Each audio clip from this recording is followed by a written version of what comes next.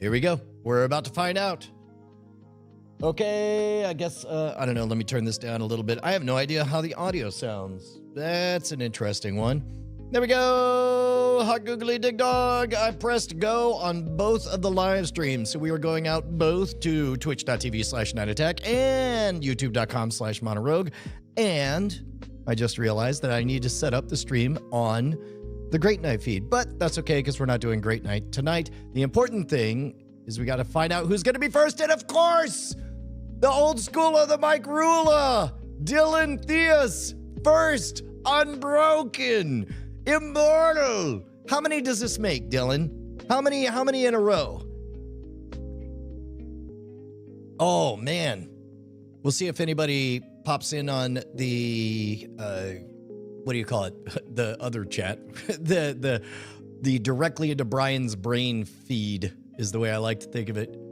Let's see. We'll do this. There we go. Let me restore this. Oh, first caller of the day. Hello, Chris Bricker. Hello. Meryl Bar, you're live on the air. Oh, man, dude, I just finished my feature spec. Oh, really? Like, literally, I just finished a new movie script literally 10 minutes ago. Oh, fantastic. It's time to celebrate. Yeah, I know, literally. Fuck, man.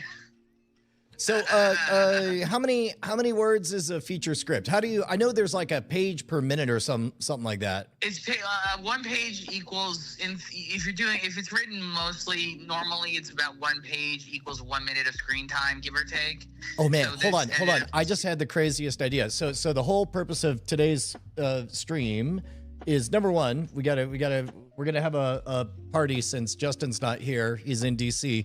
But I'm setting up the audio. Stay on the line. Let me see if I can switch over to the Bluetooth through the mixing board. Okay. Yeah, hold on.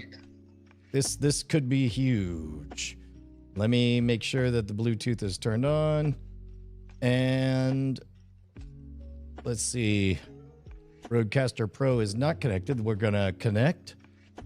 And then that'd be wild. Oh my God, if we could take callers on the air, that would be amazing. I could give advice. Meryl, are you there? I'm here. Can you hear me? Indeed I can, sir. Wait, I'm gonna mute you for 1 second because I want to hear myself on the feed coming through on my TV. Hold on. I couldn't understand that because you were on the other side of the room. I'm gonna can you hear me now? Wait, can you hear me? Yeah, I sure can. I'm gonna mute. Oh, the show audio. This call for 1 second. Okay, but yeah, meanwhile, you're hearing me off of here, let me know when you're ready. I want to test whether or not you're receiving stuff over the computer. Okay, so I'm coming. Okay, yeah, I just heard myself on the feed. So yeah, I'm coming through like clear as day. You're coming through clear as day. Yes. Yeah, you can take calls now. Exactly. I don't now might be, I don't know, maybe you do it in that little written section, whatever the hell that is, but like throw up the 188 fire number. Oh yeah, whatever the hell the number is. Here we go. Let's do this. You know what? Maybe tonight should be you taking calls for the first time all night long. I actually love this idea.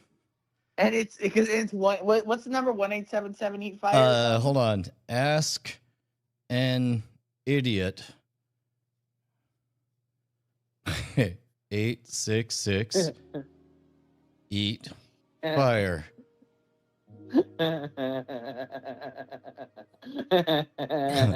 Oh God, we're gonna take calls. Yeah. No, well, we'll see. Although we'll see how long it lasts, but say what? We'll see how long it lasts, but yeah, I think that the fact that there's a bit of a echo, but it's not that bad. I can hear the music really, really loud. Well, here, because you're receiving program feedback. So let me try. I could bring down the. There we go. So we could do it like that, but you're getting the full program piped right back to you, probably including yourself. You may be getting yourself. I don't hear myself. I actually do not hear myself, which is great. Okay. That being I don't hear myself, which is good. So one of the big questions is the Chris Bricker brings up, are we going to use chatbots to combine the chats? I would love to look into this. I would love to figure out how to do that. While I'm thinking about it, here, I'm going to do something odd. I'm going to talk for a bit the way I'm talking now, and then I'm going to turn the studio monitors that are right in front of me all the way off in 3, 2, 1. And now I'm going to keep talking, but now I don't get to hear my own voice out of these speakers. So the question that I'm asking you guys is, and now I'm going to bring the studio monitors back on. Studio monitors are back on. I hear my own voice now. Was there a substantial difference between those two? That's what I'd like to know. No, not on my side. Okay, then that makes things way better, because I do not love wearing those in-ear monitors for a long time. No difference. That's great. This ADHD Live said, where's the lower third telling us who it is? Yeah, that's a good point. Let me throw that on there. Why not? Let's go ahead and I think I have to go to... So Great Night's what, tomorrow? Yeah, we're going to have to do it either at a surprise. It'll be a surprise day attack or kind of a double bones thing. We'll find out. Let me go to layers here. Where's the words? Color adjust, no. Color key, no. Color action, no. Effects, no. Position, no. Layers, no. Triggers, no. It's none of these. Okay, so that means I clicked on the wrong thing. I should have clicked on settings instead. There it is, title editor. There we go. Brian is taking calls. And then I'll go... on the line, MERRILLBARR. I don't know if you need that on the line thing, because you're gonna have people calling in, and you're not gonna want to change that every time. No, we're doing this just for you. Somebody requested it, and so now we're doing it. See, I take care. I serve everyone. So how many? Okay, we were on the subject of how do you know when a feature-length script is finished? So this one tapped out at 116 pages, which is very good for a first draft. Especially, it's like a 90s style action thriller, like a Jerry Bruckheimer type deal. So you want that script wise, that comes closer to the hard line of 120, but you want to stay as far away from 120 as you can. 116 for a first draft is fantastic, because you're going to lose just on unnatural editing, because you're always going to find small places to tighten. It's going to come down to maybe 113, which is fantastic. If I can get it below 115, we're in business. Okay. And so this might be the best thing I ever wrote. It's so me. I'm very happy with it. Good. Okay, well, while I have you on the line, because you can answer directly and you're actually seeing it, the big substantial changes that we made is I could discuss the audio changes with the mixer without feedback, but you can chime in. I switched the default frame rate of all of the bots since the stream wants to be at 60 frames per second. It was, I think, causing a little bit too much math to do 24 frames per second on each of the bots. So I set them to 30 frames per second, and it looks pretty buttery smooth. I don't see any lag at all. No, it looks great. It looks great. Can the cameras do 60, or are they maxed out at 30? They can do 60 if I drop it to 1080p, but I wanted to keep the work environment, since our hope is to eventually have the world's shortest production pipeline, so I could record all 4 in 4K at 30 frames per second, and then I could drop it. I could step it down to 24 frames per second if that's what it likes. But mainly, I just want to make sure if I can get no dropped frames in 4K on 4 robots, that would be incredible. No, the 30 looks great. Awesome. All right. Well, cool. I'm going to let you go. Feel free to call back. All right, bye. All right.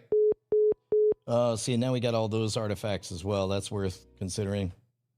So I can just goose this up.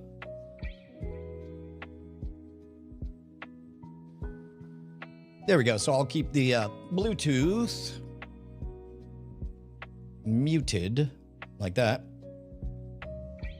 And then we could talk through. So, here's some of the other clever stuff that I was able to figure out. I wish this wasn't so smooth, jazzy. But I will say, reporting in, the Lo-Fi Girl, Lo-Fi Hip Hop station seems to be pretty well behaved when it comes to Content ID. I've had a couple of them get nabbed, but it didn't take too much to to do it. Sorry, my mom is trying to call in. Mom, call me directly. You know my real number. We'll see if we get my mom on the line. So on the lighting thing, one thing they did really clever. You guys saw the live stream where we did all of the cleaning up. So right now we have kind of a shopping mall of all of the doodads that I need, so I can make the call of how to assemble stuff as quick as possible. And one of the problems is for all of these accent lights, talking about like these guys right here. Let's switch that over. Talking about these guys right here. Those guys all have individual USB-C on them. And it was just a rat's nest. But I was able to come up with a solution behind me, which is I took one of the old lighting portable things, and inside there is the rat's nest. But while these guys are always charging, they're able to provide illumination. Hang on. Caller, you're on the air. Hold on one second. Wait a minute. There we go. Caller, you are on the air. How are you? I'm fine. How come I can't see? Oh. Ladies and gentlemen, Can joining I talk us. now? Yeah, you can talk. You're on. It's being piped directly into the mixer. You're on the air, just like you were when with Tom Snyder when I was a teenager. Stop it. You were on the phone. Can I tell the story? Sure. Go ahead. When I was 16, I think, maybe 15, turning 16.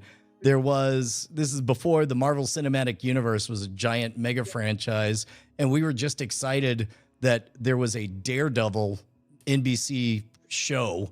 And I think it was technically no, it wasn't an Incredible Hulk. But anyway, there was a standalone Daredevil made-for-TV movie, and there was talk about a Hulk one on there as well.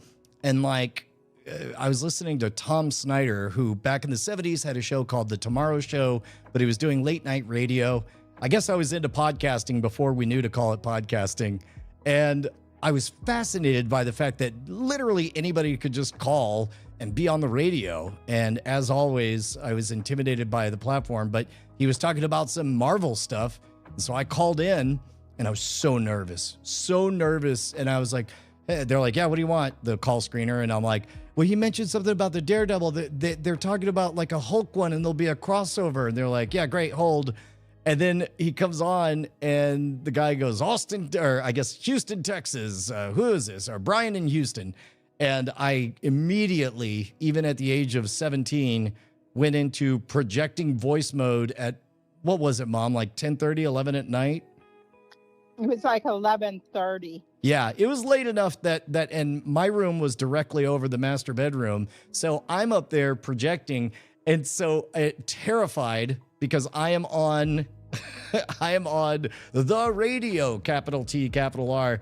And then sure enough, the guy, as I'm talking, all of a sudden I hear click, click. And without preamble, while I'm live on the air, Mom says, I can't believe you woke me up.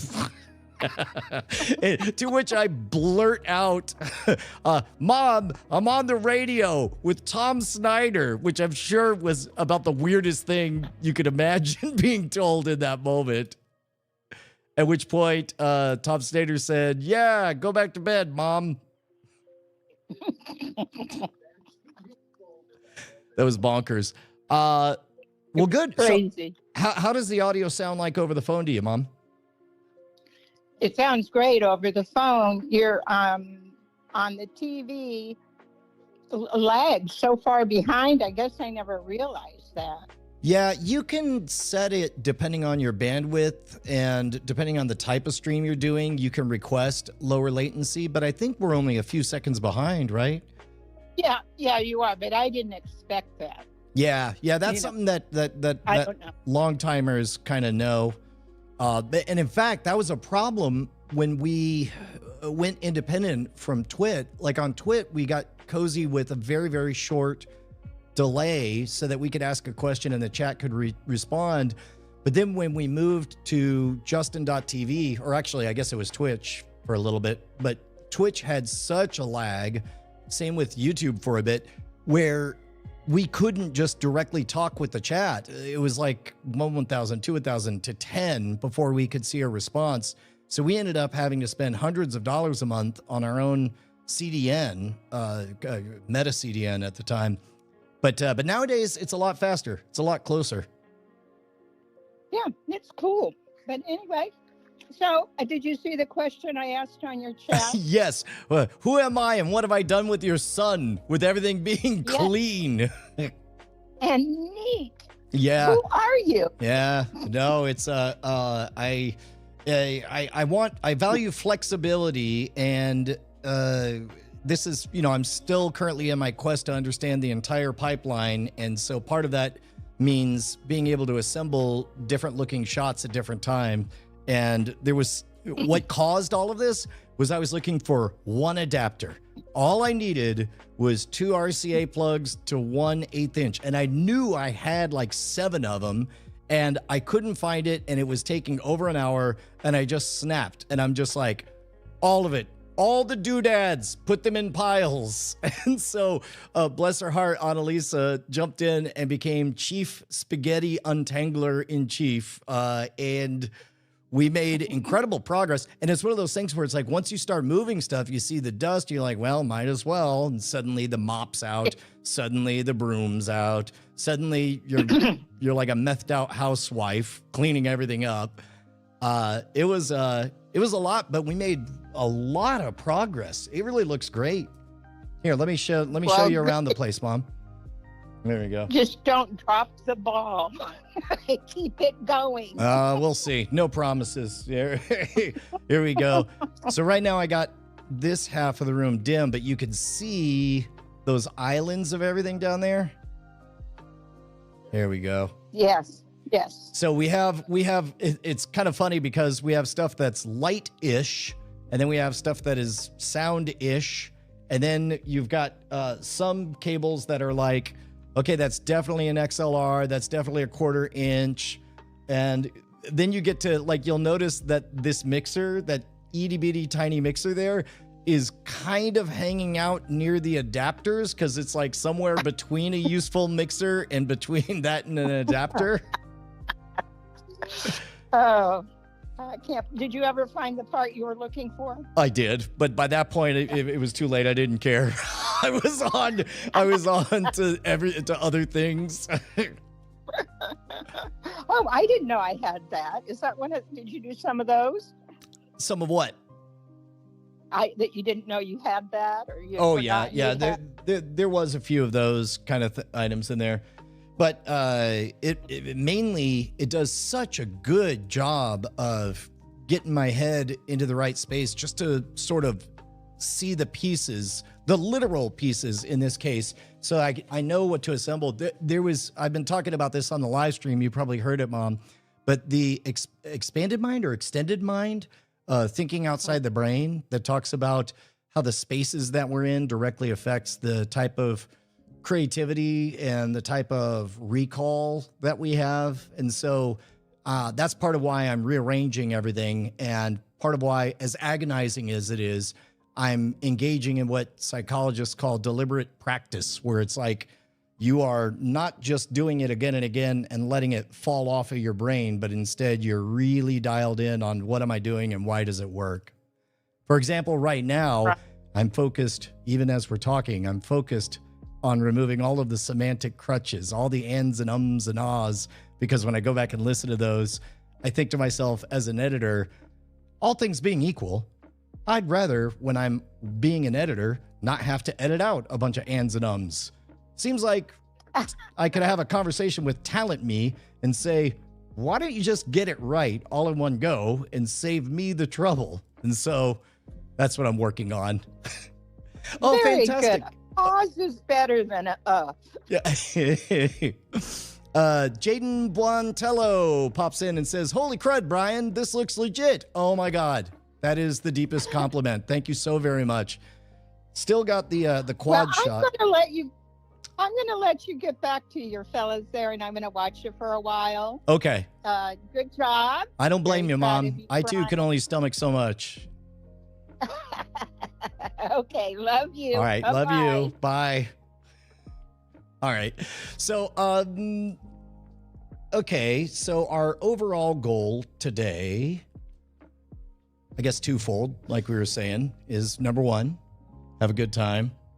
Let us, I'd say remember Justin, but in many ways he never left. You know what? How has Justin's coverage been while he's on the road? Dr. Calhoun, PhD, trust me, I've been trying since day one. However, I've never had the pain point of being the final editor as well. In the very early days, I learned enough to go back and restart a sentence if it was too meandering or had too many words. But I've done very little live to tape stuff. Or I take that back. I've done streams, in which case I didn't really care because I was more concerned about being in the moment. And I've done highly edited stuff, in which case I was more concerned about backing up and giving a clean, full sentence. But stuff like this is more of a hybrid, where if I was to carve out a particular conversation, I would want it in general to, I don't know, be as clean as possible. Dude, Wirehead says, looking like amazing progress. So glad to hear it. The one thing I'm not sure about, or one of the many things that I'm not sure about, is the color scheme. Because I don't know. I mean, look, there's a reason this works. I've done a pretty good job. For example, on this shot, you got the light behind me that is able to give the highlights that pop my body out. Got the diffuse over here that fills in all my cracks. Carves off about 10 years off of this half-century old equipment. The color scheme I like a lot, but I don't know if the teal and gold is too cliche or if it's been 20 years and I'm just old enough that it feels like just yesterday. I guess we'll find out. We'll get the... This ADHD Life says, my guess is that the verbal crutches have to do with how hard you work to not blurt everything out that came to your mind. That's true, but also if you listen to the audiobook, Charles Duhigg's new one, Super Communicators, he talks a lot about how those in person, those semantic crutches are oftentimes ways to show that you're engaged with the conversation and give the other party permission to keep on going. Jason Horton says too much blue on the face. We can get rid of that. Yeah, that is a bit much. Good catch, Jason. Let's do this. Let me nab this feller.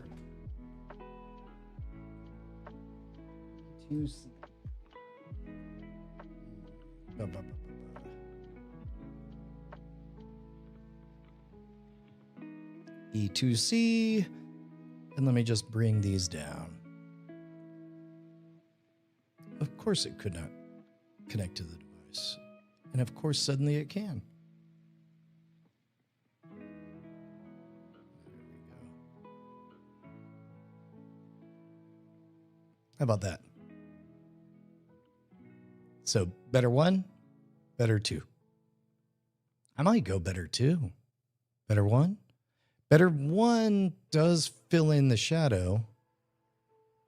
Maybe I should do a warmer color for the fill. That risks pancaking there.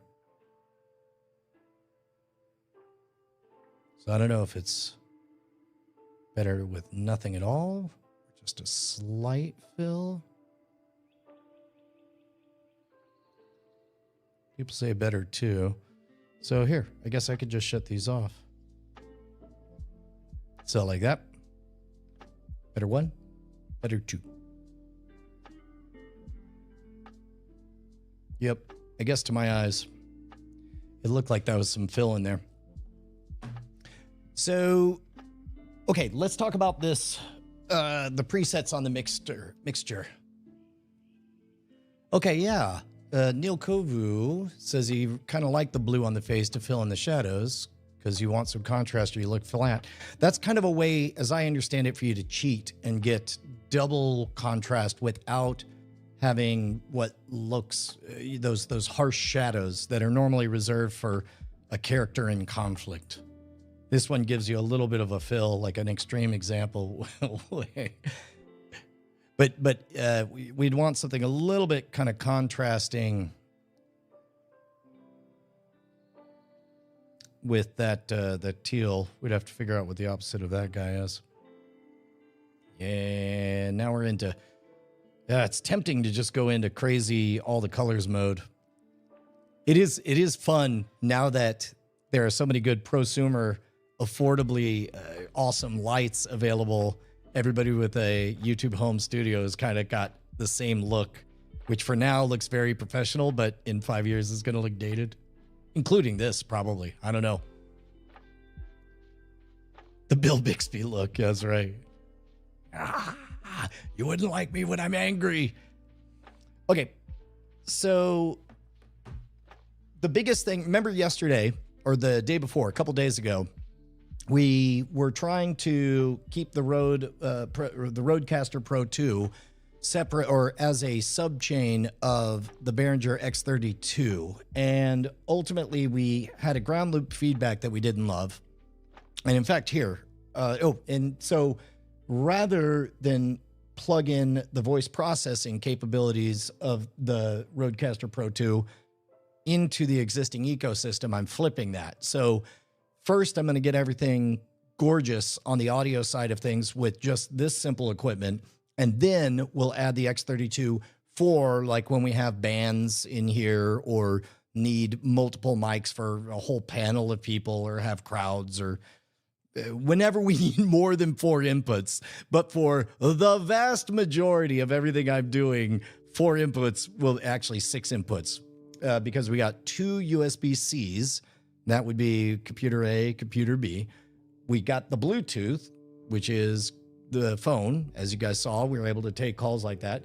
And we've got 4 inputs that can be microphones.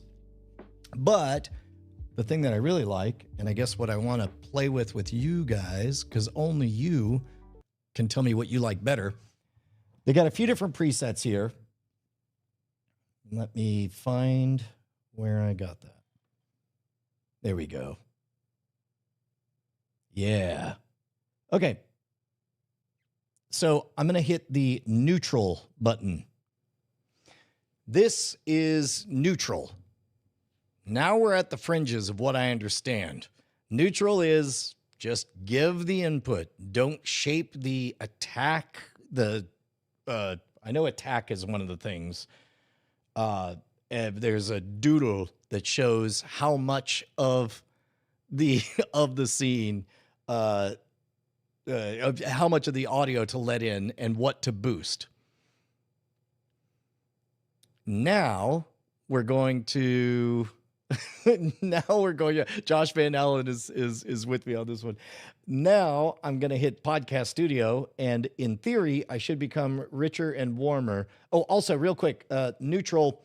We already have a lot of compression, which is compression is where it's sort of when you get real, it more or less it keeps you within a band.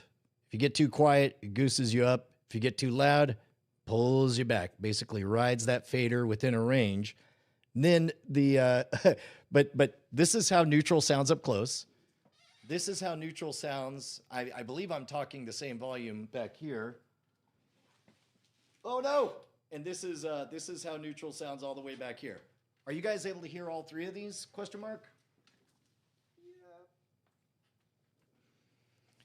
So it's not auto leveling on that. Excellent. So thank you very much, G. James B. Now I'm going to turn on Podcast Studio preset. And the question is, do I have a richer, warmer phone sound. People are saying yes, but I no longer remember what the question is. So this one should have a slightly richer sound to it. And then I'm going to hit the broadcast button, and it should go like full late night radio DJ, where in theory, I should sound like somebody is about to confess something. I don't know. It should sound more authoritative.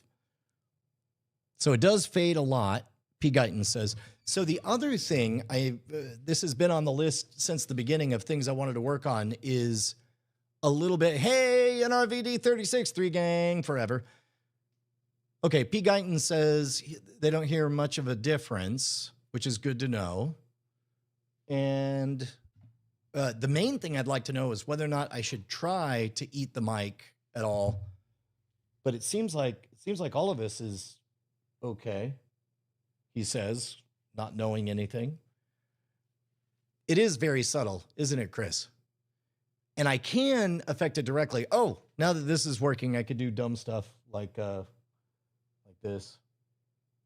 I think we already did this one. Neil Koivu says it gooses the lower end and probably cuts some of the high end. That sounds right. And now here's a dumb button. There's a bunch of dumb buttons that do cool stuff like this.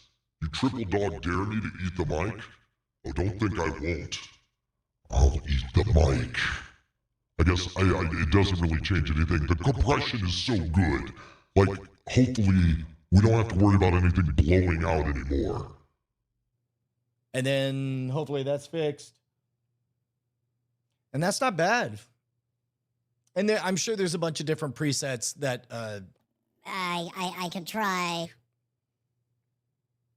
But and then there's a This is a check. Oh. Test. Yeah. Oh, nope. That was feedback. Sorry about that. This ADHD Life says the Heil microphone is designed to be very close to the mouth. That is good to know. So let me try turning this down, and we could see what the robot. This is the large robot. Does it sound right? It sounds like me. Hey, driven with Ram. Can we do the distortions to the caller voices? That's a great question. Meryl Barr, call in. Let's give you a caller voice. In fact, I'm almost certain that you can assign all these on specific inputs. But interesting. You can even turn on the broadcast and the podcast studio presets just on the Bluetooth. It is pretty good. P. Guyton says it's all very clear on these Jabra Evolve headphones. That's good. And P. Guyton says that they don't hear a major difference. Okay, well then that's good. That's really, really good on the audio front. Which means here's the most daring quest of all. This is the thing that I was well, I guess I don't know if this will work or not. But so one of the things that I've been doing, if you guys have seen the shorts that I started doing in October, I did a short every single day. And one of the things that has been invaluable has been this little guy, the DJI Mic 2, I believe, or Mic 1. I actually don't know. But what it can do, let's see if this guy automatically connects. Yeah, okay. All right, so here's what I'm going to do. I'm going to take this DJI Mic 1. And I'm going to plug it into one of these mic presets.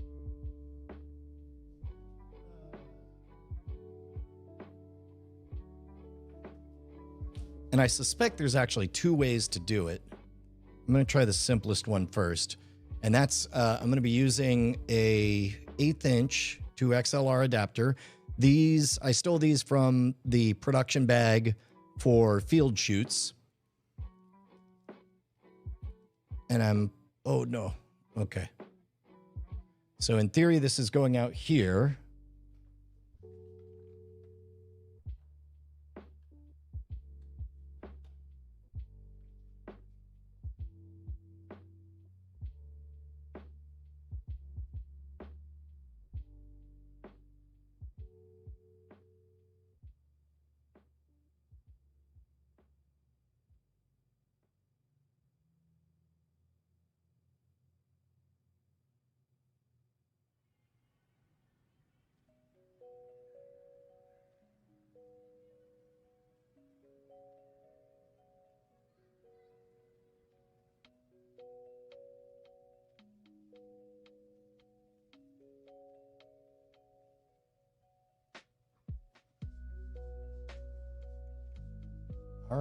All right, hold on.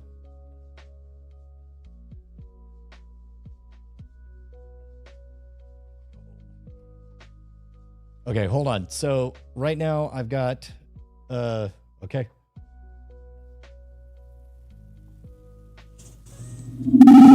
Oh, you know what? I think we have an answer.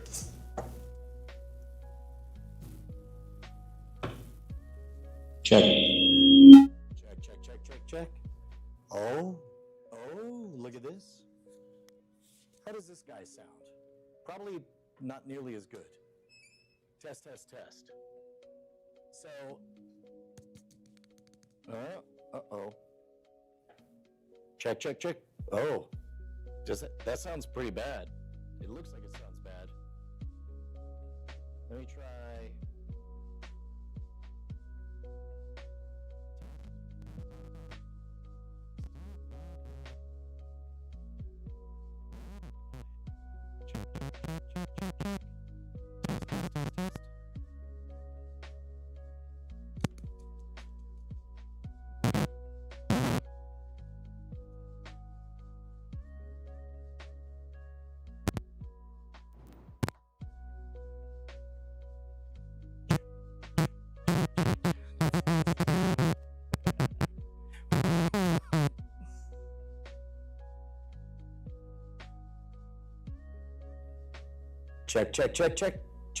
Check.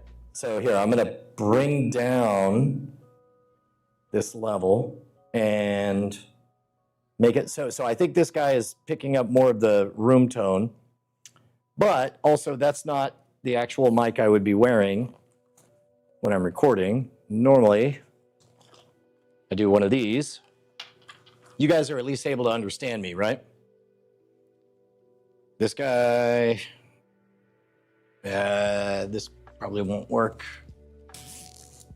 So you'll see a lot of podcasters and YouTubers using these, and they don't care how they look. Part of the reason I like old-fashioned production is because, again, as long as I don't mind being dated, as long as the date isn't today. So if it looks like I'm late 90s production, then great. It's a choice. Test 1, 2. Check 1, 2, 3. There we go. Okay, so now if I put this on broadcast, and I guess I could drop the level a bit. There we go. Test 1, 2. Check 1, 2, 3. Test even lower. Negative 34. Let's bring it on down to minus 19. No, let's go up. 23. This is minus or 23 decibels. How do we like that? Does that work? Hey, Hank, good to see you. There we go. So now I'm going to turn on broadcast mode, which will do a little bit of kind of that deeper, richer, bassier bottom end. Okay, now get ready. Nick with the C, last time I saw something that says too quiet now. How is this on levels right now? Still low? Should I goose it? I guess at this point I can turn this up just like so. And so hopefully, there we go. Testing 1, 2, check 1, 2, 3, still low. The new word is genuflect.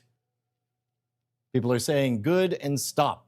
I don't know, the buck, whether or not stop means please stop broadcasting. Wouldn't blame you if that was your opinion. Let's do this. I'm going to open up Stream Deck. Now we're getting into some next level shenanigans. Oh my God. Do I dare to believe? Okay, here we go. So it begins. Ladies and gentlemen, we enter a brave new world. Brian Brushwood here. Now you might not be able to see my face. That's why I'm going to... oh no, I can't see the program display on this. So, but if this was a teleprompter shot, for example, like this one,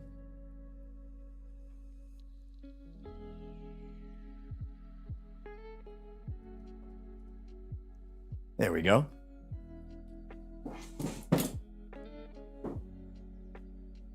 In this case, now you can see a little bit of the teleprompter reflection because of the position of that light. It's catching a bounce and it's screwing up a bit of that. I can fix that in the short term by zooming in. Oh, that's the wrong camera. Let's say, oh, looks like I need to fix a couple of things. Hold on. Hold. This guy is cam 3, so, well, that's not it, is it? No, that's not right either. There we are. Okay, so cam 3 is on page 1. And we're just using ambient light on there. But I can manually tweak that on there. Yell about Spider-Man? Yeah! I'll tell you who the original Spider-Man is. Whatever DJ did the voice of Spider-Man in Spider-Man and His Amazing Friends. It was, is, has been, and forever shall be the canonical Spider-Man to this guy. Longer shroud on the teleprompter won't fix it because the light is not coming from the back. Now what I can do is here, take a look at this. If I block out the, oh, maybe I'm wrong. He says, enlightenedly. So what is, so it's up here is the problem. I get it. So it's reflecting this. So really, okay, watch this. Yeah, here we go. So check this out. I'll put another shroud on top of the shroud. Right now we only have one shroud. It's a shroud of one nin. Soon we're gonna have two shrouds. It'll be a shroud of Turin.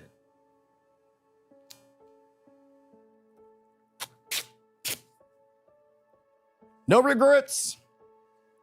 No regrets. I apologize. Not at all. There we go. Oh, no. Oh, no. Oh, dear. Oh, that's bad. Tape shouldn't go on the screen. First of all, does this even seem to help? Yeah, it does.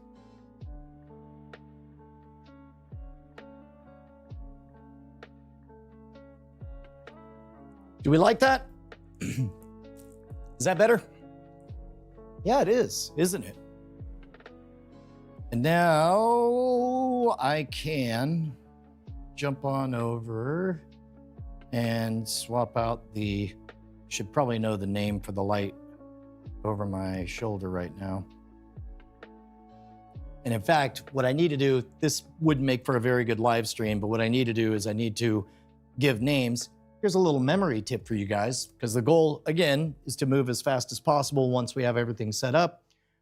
One of the classic tricks of memory pegs is to not just have a name be unusual, but have it be slightly transgressive, something that would make you chuckle or be embarrassed to explain to someone. So basically, I'm gonna rename all of these lights with filthy, filthy names so that I know them by sight and can instantly know which one is where. There we go. So right now that green, boy, isn't that interesting how little, this is as low as I can get this to go. This is green 6 only, and it still pops. Now that's kind of a testament to just how, just how powerful the low light correction is on these webcams. I don't like calling them webcams. On these bots. So I guess let's try goosing up these lights and see what happens when we brighten things. Okay. Let's try just doing plain Jane lights. That's pretty warm. There we go. Now we got a little bit of texture on my face. And then really what we should have over here is just a bit of a fill.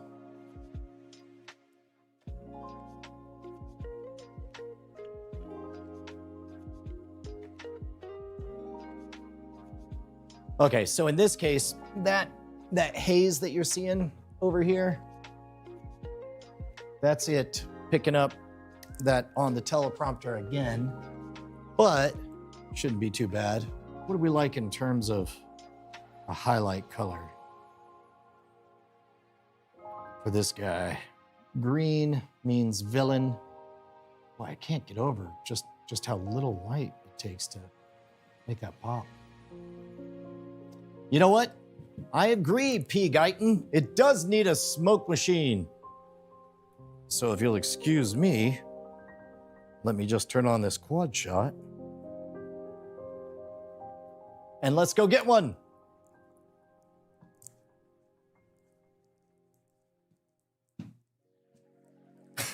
Over here, I kid you not, there is a land that we have dedicated to smoke machines, plural, because of course it turned out that we had 2 smoke machines.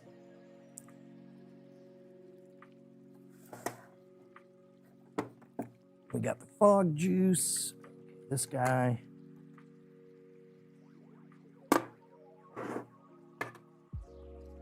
All right, I hear fog juice in there, and I can't tell right now whether or not you guys are able to hear me. So I'm gonna say grumble thong. And when I get back, you can tell me if you heard that word. And we'll do this.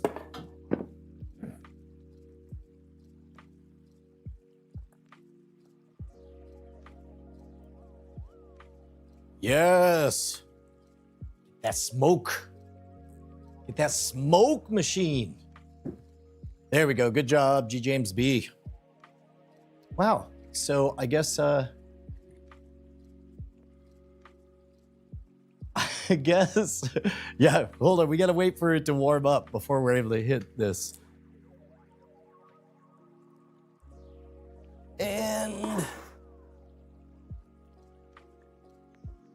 yeah, so it's warming up right now.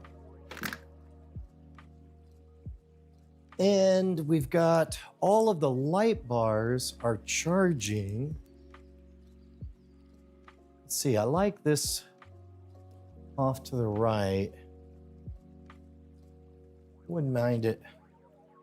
This will happen when we're seated, so let me pull this down. There we go. And then this guy can move in over here. And I'll get this right up to that edge. Yeah.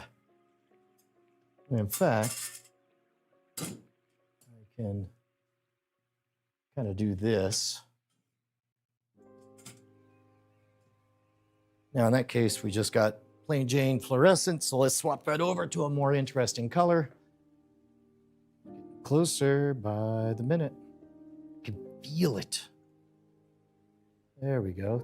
Things are going to change. I can feel it. Great. And then, there we go. This is the one that we want to switch over to. That is too much. What if we did? Well, again, that's all pretty teal. That's pretty tealed up, if you ask me. I don't know. Pretty tealy, sis. Now I gotta guess which one of these is where. Yeah. Okay. My fellow Americans. This really is kind of a presidential shot. Let's see if we can take this one. Not bad. Now, shall we? No, we shall not. For a second, I thought we should. I thought we shad, but it turns out we shadn't.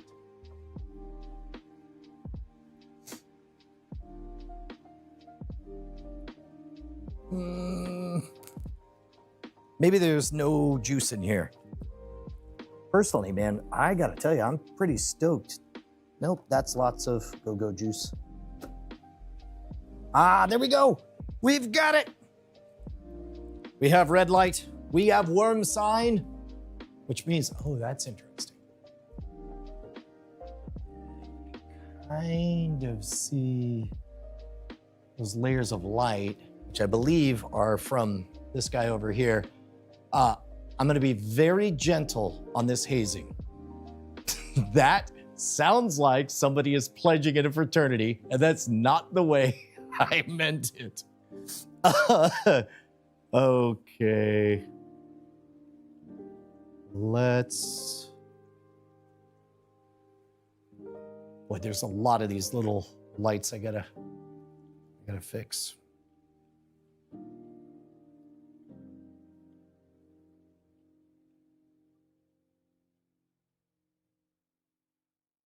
we go.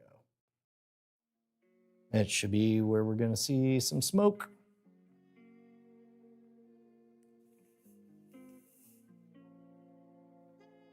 All right, that's more smoke than there should be, but, oh, but the haze. I don't know if you guys are able to see the haze. It's tough to see the program that far away, but it looks awesome from this view. I guess really the next,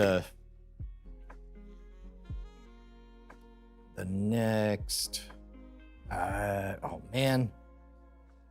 I know the right thing for me to do is to sit and tediously fix these shots, but I don't wanna. You can, oh, look at that. You guys see that? You see that rolling fog? 420 stream at 5:15, I'm here for it. That's not a bad shot. That's one thing on the style guide I was thinking. Again, I tend to think in terms of what cannot be faked. And at the end of the day, you can't deny whoever this guy is, he's got a lot of space, a lot of equipment, shoots something. All right, should I go a little bit more? So allegedly, the olfactory senses are the ones that go straight through past the lingual parts of the brain into the so-called lizard brain, your amygdala, and they're so tightly associated with memory. That's why a smell will take you back to when you were a kid. For me, it's Halloween Horror Nights the moment I press this button. Screw it. Ain't no feds around. Not today. Fire marshal, permit? I don't think I need one, officer. Yes, look at that. Okay, that's great. Ladies and gentlemen, it is with the utmost reverence I bring to you the truth. That's right. Nobody has ever told you the truth before me. And you know it's the truth because I'm not sitting here behind some highfalutin microphone. No.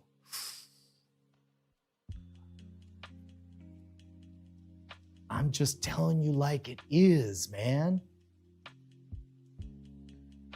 I should do a... My voice probably sounds furry now as a result of inhaling all this stuff. Oh, man. All right, let's do Q&A time until this goes out. Morton Downey Jr. Yeah, he was apparently a bit of a memory expert. There's an old clip of, I don't know if you guys remember, but Pat Sajak had a show for about 20 minutes in that perpetually shifting spot competing with Late Night. You know what? This is actually a vibe. Brian pontificating in a cloud of smoke.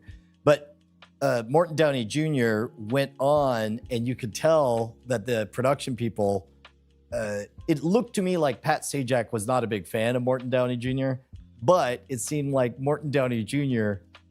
really did have a gift for numbers and memory.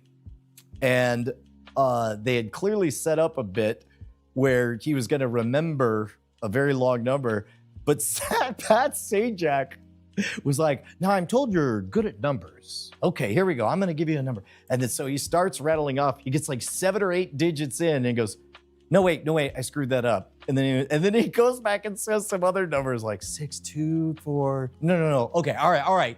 And then hits him again, trying to do, I believe Pat Sajak intentionally screwed up the bit of idle chit chat on there.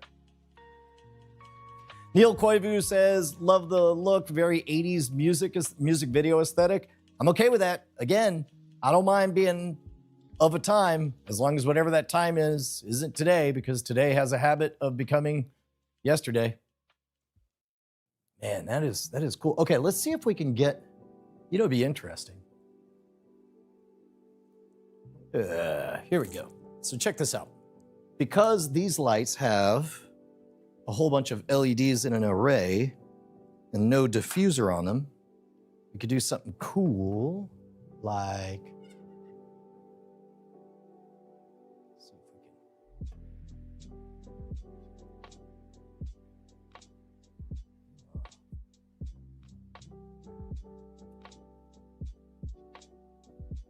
oh, yeah, actually, hold on. I have a better idea. Better idea incoming. Oh, no.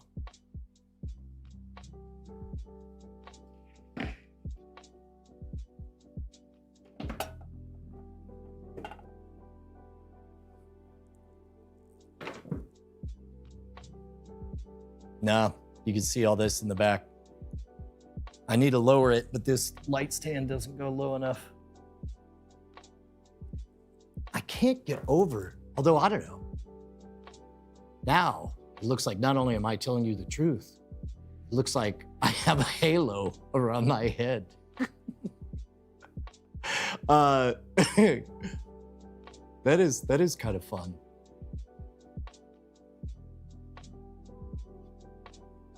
All right, shall we?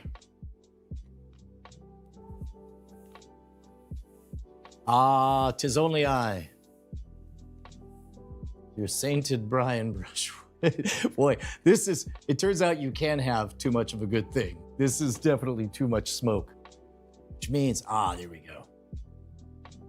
People ask me where I get the ideas for the strange and unusual stuff I perform in my stage show. And the truth is, I do a lot of reading. In fact, here at the Harry Ransom Center in Austin, Texas, they have not only Houdini's original letters, they also have an original first edition manuscript of A Clockwork Orange. That's right, that short video that I did about the 2 different endings to Clockwork Orange, I can actually touch those pages if I can remember to go do that. How does the audio on this setup compare? Oh, hold on, actually. Now, I can't go activate this without walking over there, but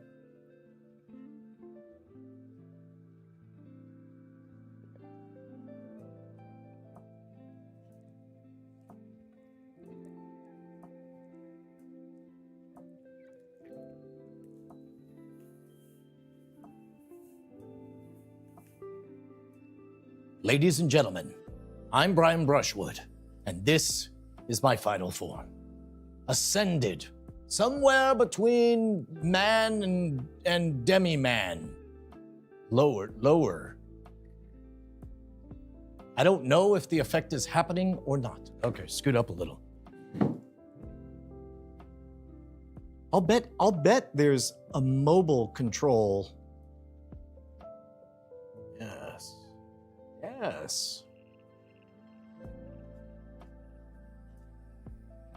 Do I still sound like a monster right now? Also, Joshua Van Allen says the audio sounds pretty crispy. I don't know if that's good or bad. I do look like I have metal coming out of my neck. Dude, I'm going for the Frankenstein look. I guess what I could do, here we go. I could. Yeah, this will fix it. It's easy to forget that these little guys are extremely wide-angle lenses. And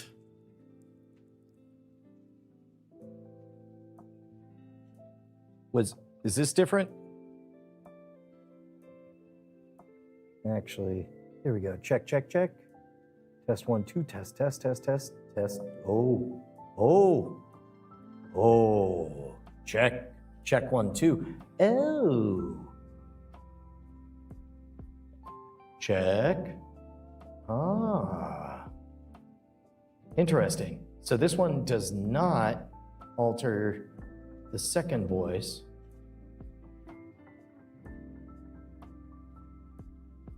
Check. Ah, today I learned. Does it sound really echoey to you guys? I don't know how much feedback I'm getting.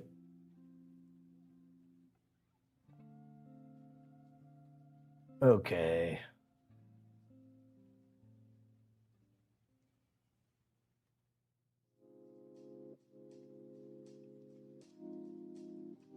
Okay. So it is, how about now? Is it echoey now? And I guess in this case, I'd want to back this out like this. Okay, no echo now. Good. This card, the lapel mic, as good as the Heil PR40? It is kind of unsolved mysteries. That's what I was going for. There we go. We might just have to make this as good as the PR40. Get out. That's amazing. That's fantastic. That's game changing. Because if that's the case, now all of a sudden, like Great Night really can just be the two of us kibitzing around. I'm not gonna lie. There's a lot to love about this shot. It is a bit much on the blowout, but welcome. Out there is somebody seeing this stream for the first time. As far as they know, that's all this stream has ever been. And it's true. This is Zombocom. Gotta move the light tube out of frame. Yeah, okay.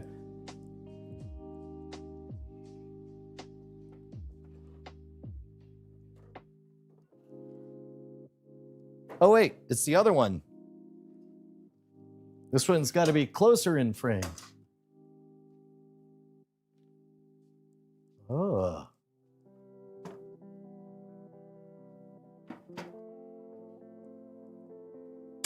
Ah! Ah!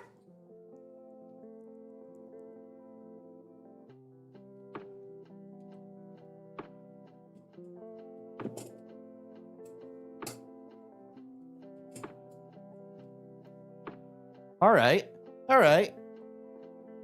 I'm seeing it. That will.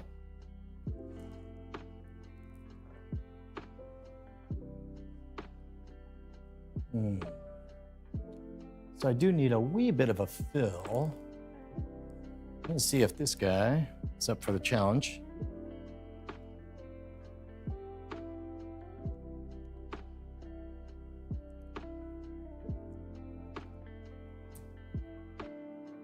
Mirror bar.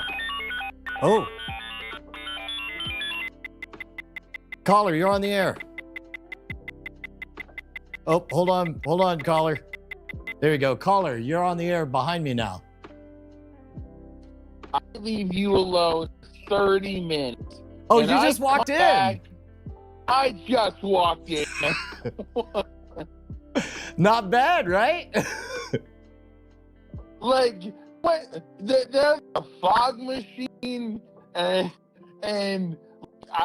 you look like you're a college dorm. Hold on. Let me goose this monitor back here so I can actually hear you. There we go. I look like what? You look in a good way. You look like you're in a college. You look like you're blitz on a college dorm. Yeah, Like, that was kind of the vibe. like, do you remember the old bit, Great Night at High Thoughts? Wait a minute. I just realized I think it's doing the effect on your thing. Yeah. What effect? There we go. Now talk. Yes, hello? Can you hear me? No, your voice was like real low. Well, I'm talking at my usual narrow, overly projected volume. Oh, okay. All right. Maybe that's blowing it out. That's good. Some good learning we're doing there, Lou. Sorry. Okay. Yep. I'm the devil, and I got a talk show. Caller, what's ailing you?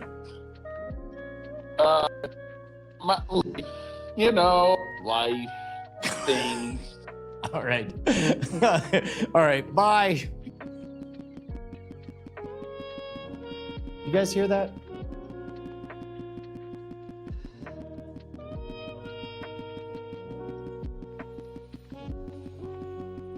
Okay. So this is one thing I don't like. I'm gonna bet.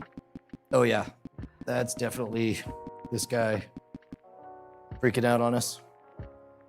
That's the Bluetooth. So I will have to figure out if maybe this guy can be farther over there. I wonder if I can kind of mix minus my own mix down. I'm betting there's all kind of routing things that could be done.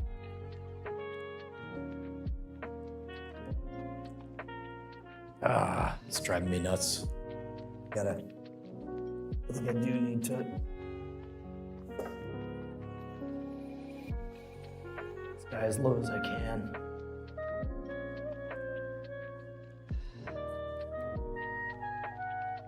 Yeah, you can see a little bit of that teleprompter action up there. It's got to be that, right?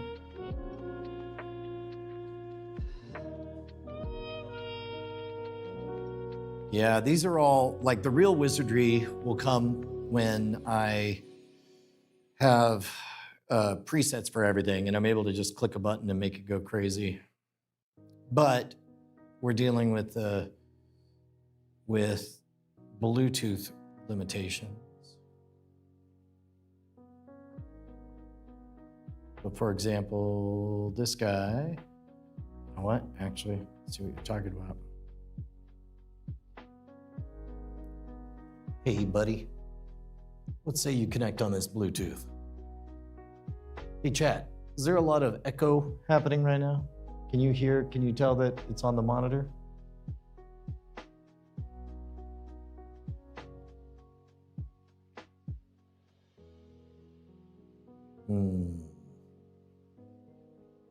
Let's try killing that. Put it back on.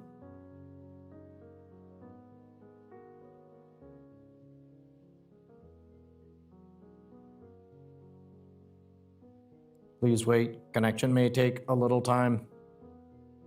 Loading data. There we go. So we can.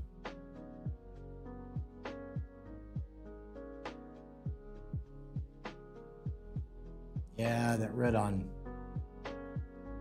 Oh, that's driving me nutty.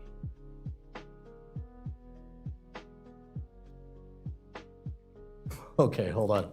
I just had another dumb idea.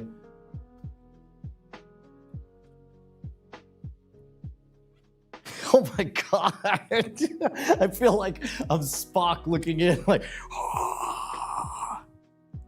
grabbing at the reactor. Well, you definitely see the equipment that way. Let's see what happens if we go full nutty. This guy's between discharge opportunities. That's another thing, like I don't want to start my sentence again, so I just look for a word to finish it. Like I say discharge and then stop, and I'm like, what's a word that will end this sentence? Opportunities. Good old discharge opportunities. I went home to the old lady. I said, I'm looking for a discharge opportunity. That wasn't me. That was me quoting from some Borscht Belt comedian that didn't exist.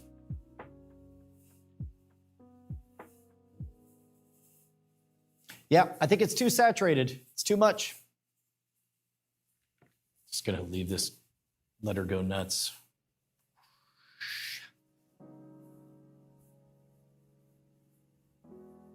Yes.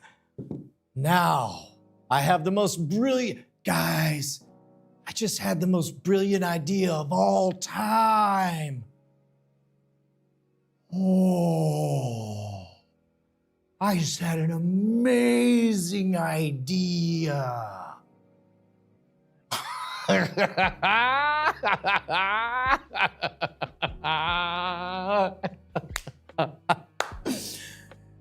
Tell you what, man, when they come, they really come. I do like that kind of construction yellow color, that hazard yellow.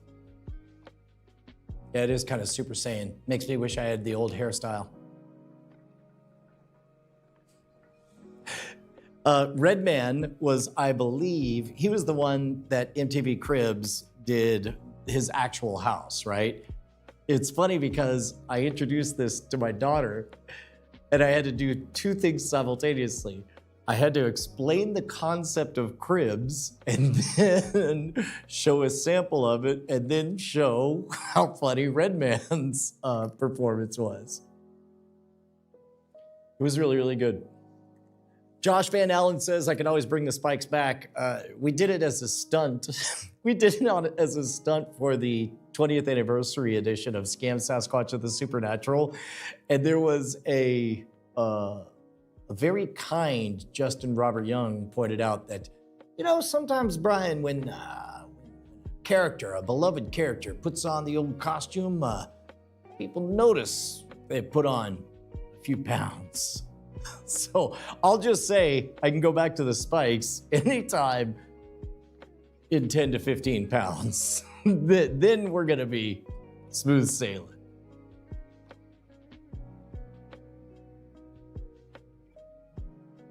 Okay, so the AC just kicked in. So I assume this is going to clear out pretty quick. Yeah, look how fast. I'll tell you what, man, that's one thing about this space that really spoils me, is that everything is over-engineered and overproduced. This was originally a martial arts studio for practicing Qigong. It's like Tai Chi, except for they believe they're manipulating the force. Some might call it a cult, not me. Maybe the CCP would. Hello, TikTok.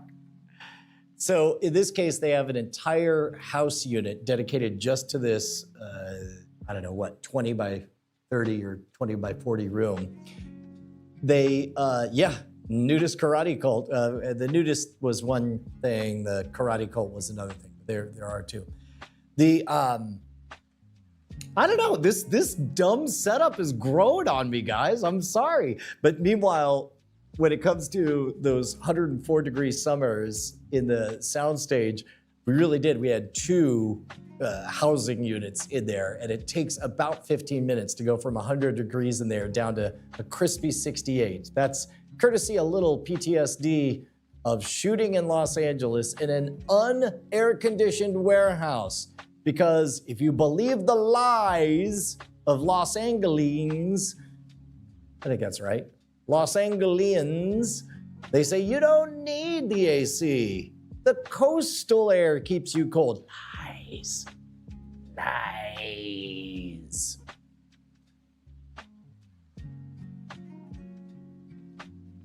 Are they really live or is this pre-recorded? They ask in the chat. You're in there? I take that as just about the highest compliment you could possibly give me. That is in every way what I am endeavoring to do right here in this very spot. Create production so good that it short circuits your brain in a million little ways that you don't consciously notice. Your brain is picking up on that audio is too good. That lighting is too perfect. That speech is utterly devoid of semantic crutches. Clearly, he's working from a script. Nay, my friend. I couldn't decide whether to say no and change it into nay, so it became nay, my friend. We are tickling a little thing I like to call the uncanny valley. I invented that term. Look it up. You're welcome. Silicon Uncanny Valley. But thank you very much, Urine Bear. That's exactly what I'm hoping for, is to get production level quality all in one go, live to tape. We can do everything from card trick tutorials. While I'm thinking about it, if I still have your attention, if I haven't chased everyone off yet, Founders Day, April 5th, April 5th, April 5th. It's gonna be great because I will not be distracted by trying to pull off the magic trick of getting the moon to park its butt in front of the sun at a predetermined 90-second interval while also coordinating a concert to end at the exact second that it happens. Salute, Brian, past Brian. You are the winner of the Greatest Ambition Award. Current Brian, not interested in the stress of trying to pull that off a second time. So instead, we're gonna have an old-fashioned picnic. We're gonna have lots of picnic games. We're gonna have, of course, to me, the secret all-star of the entire thing, the world's greatest bluffing tournament. We play Skull, and we have not quite the world's greatest trophy, but a pretty good tribute. What just might be the world's greatest trophy. You know what? I'm gonna call it. It is the world's greatest trophy. We still like audio on this one? All right, let me see how much. Oh, I'd hate to do the tedious stuff. Waste you guys, waste your time. Yeah. And I gotta be honest, that looks kind of good, kind of rad. Okay, so there is one more thing we could try. Right now we've got this hazard yellow doing a spillover. You can see it kind of starting right here. Let's see what happens if we block that off. And right now, it just looks like we don't have much of anything, but let's goose the all-star. Ladies and gentlemen, hold on to your butts.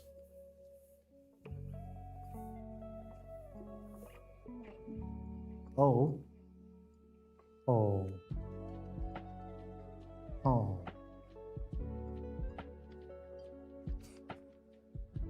I look like I just blew a gasket. I'm a human Millennium Falcon. Whoa, whoa, whoa, whoa, whoa, whoa, whoa.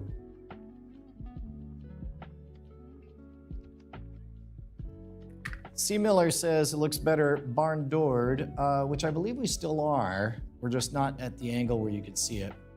I do like that side angle as well, the real C. Miller. Let's see. Oh, you know what? Might be able to eyeball it here. Ha! That's this guy.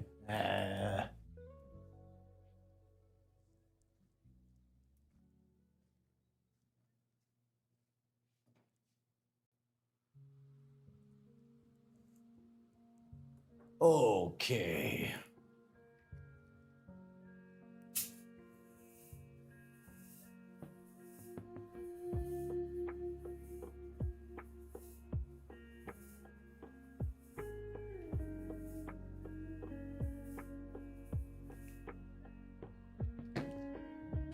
Yeah, this one does feel like it wants to be punched in, because that bookshelf really kind of mucks things up.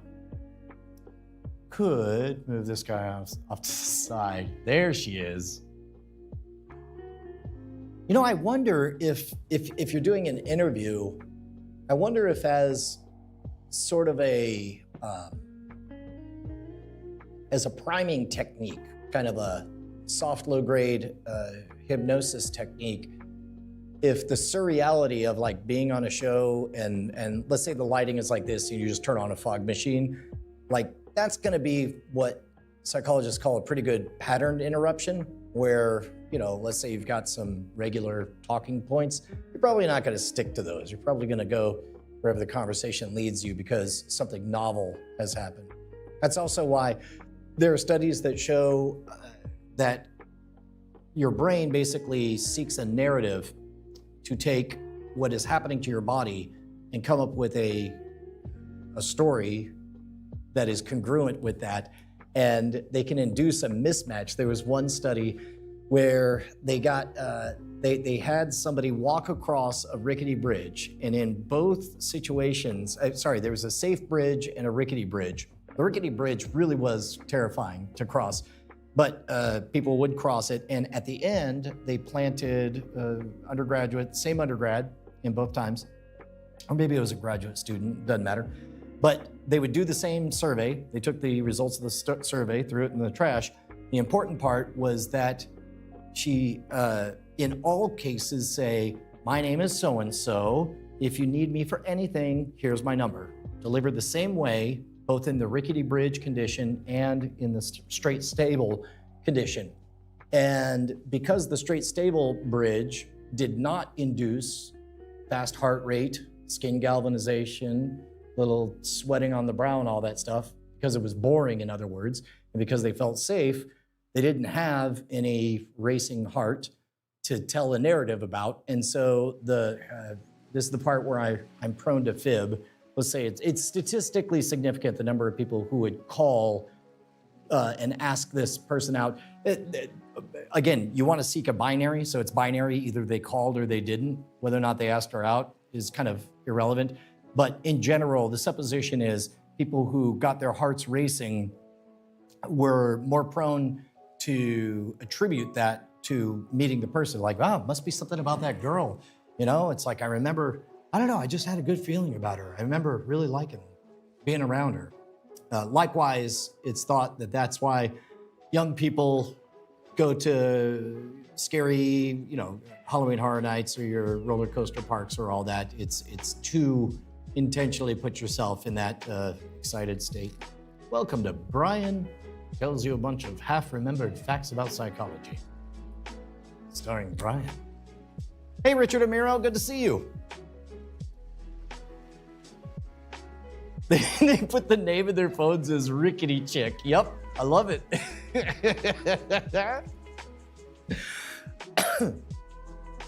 Yeah. God, I really want to. You're gonna make me put a different light stand on there, aren't you? Can't believe you're doing this to me. I can't believe you would do this to me. Yeah, I don't know that this one goes any lower than the other one. Those are bright. Yeah, that doesn't really give me much. Oh well. Okay. I can't believe you've done this. What else do you guys want to see? Because I've already checked off a lot of my to-dos. This is already, take it off the stand and bounce it on the cinder block? Yeah, I could do that. In fact, I'll put it on the studio monitor. Okay. I don't want to move that cinder block because I have kind of a janky A-frame thing set up. to keep the stage flats on the wall. If anybody has a suggestion for a good way to, maybe, if I put this back here, if anyone has a good way to, there we go, to secure these 4x8s to the wall that doesn't quite involve, let's go this other way. Actually punching holes in the wall, that would be awesome. This makes me nervous. I don't want it to fall. Get me very nervous. Yeah. Okay. Maybe. But now we're really just highlighting that one light stand behind me. Although, let's give it a go. You know what it's time for.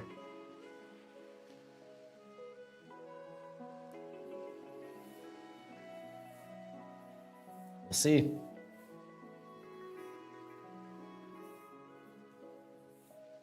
Here it comes.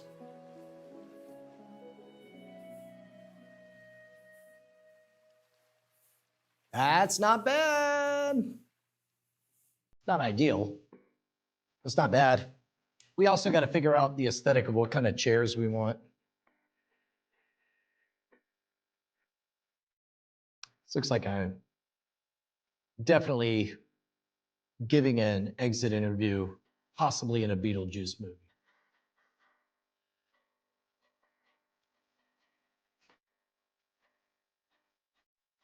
Yes. Not entirely sure where that red is. Oh, I guess the red is, that's what it is. It's the smoke cloud is rolling into that downlight on me. And you're getting that red. It's not bad. It's a good look. I agree, Ransonberry. Ransassenberry. Ransassenberry. Got it. Ransassenberry. Nailed it.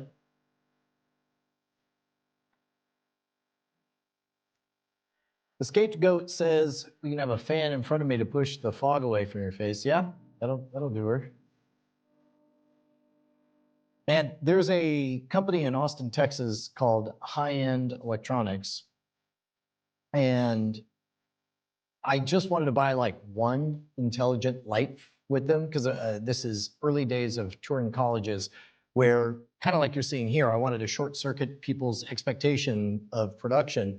And it seemed like if I was driving to a gig, just one robot light with a spot and all these things that I could program would provide value and get people to pay attention for the magic show. They, for some reason, like the request for information fell through the cracks or whatever. And by the time I asked about it, it had been like a week. And so one of the higher ups felt bad. And so my buddy CJ Johnson and I went over to High End Lighting, and they're like, well, here, let me give you the full demo. And you could tell, like, this is a demo that they've done a lot. Everything's super well pre-programmed. Guys, walked into this room. There's a difference between stage fog and stage haze. Everything was perfectly hazed. And now it's clear to me that this was their highest end 15-minute demo, where they had all of the, Trans-Siberian Orchestra hits playing. And then, everything, I don't think it was Christmas themed though, but it had that orchestral electric guitar feel. And then, but the way it began was you walked in and everything was kind of like this, right? This is a little bit more warmer, with a little more stark spotlights. And all of a sudden there was like, it was kind of ethereal, like you're at a miniature golf course kind of vibes going on. And then when it was time, that would go and fade out. And then it would go pitch black. And one of the first things, this is actually not one of the things that you are supposed to use the lights for, which is why it was awesome. Like in daylight conditions, you need to rig all of the lighting so that when it is dark at night, everything points to the right spot. So the way you do that is everything has these the red lasers on there, but they use those red targeting lasers to in the pitch black while everything's all hazed up, suddenly one light starts looking around like a Borg, and then and you're just staring down the barrel of what feels like a bunch of Borgs coming at you, and just at peak tension, it just, it's like, again, I'm doing the Christmas music. It's not, I mean, it's always Christmas when you work in intelligent lighting, I guess. It was really, really great. What else we got? Next up, I'm gonna have to set. So one of the problems with the cameras being smaller is that the one that is on a monitor over here, if I bump the desk, it gives a little bit of a tremble or jitters. So if I had my druthers, I might set that one up on a pole off of the wall. And so that's closer to what I had in the original studio back in the spare bedroom in the very, very early days. It's kind of funny how, on the one hand, we've come so far, but on the other hand, here we are with Brian testing a camera, which is one of the other things that I need to solve for is, in addition to obviously magic tutorials, obviously interviews, but I would love it if there was a beat that you guys think it would be interesting for me to cover with a one mic show, something where input comes in and Brian comes out. Hello, Jason Horton. Yeah, brings me back as well.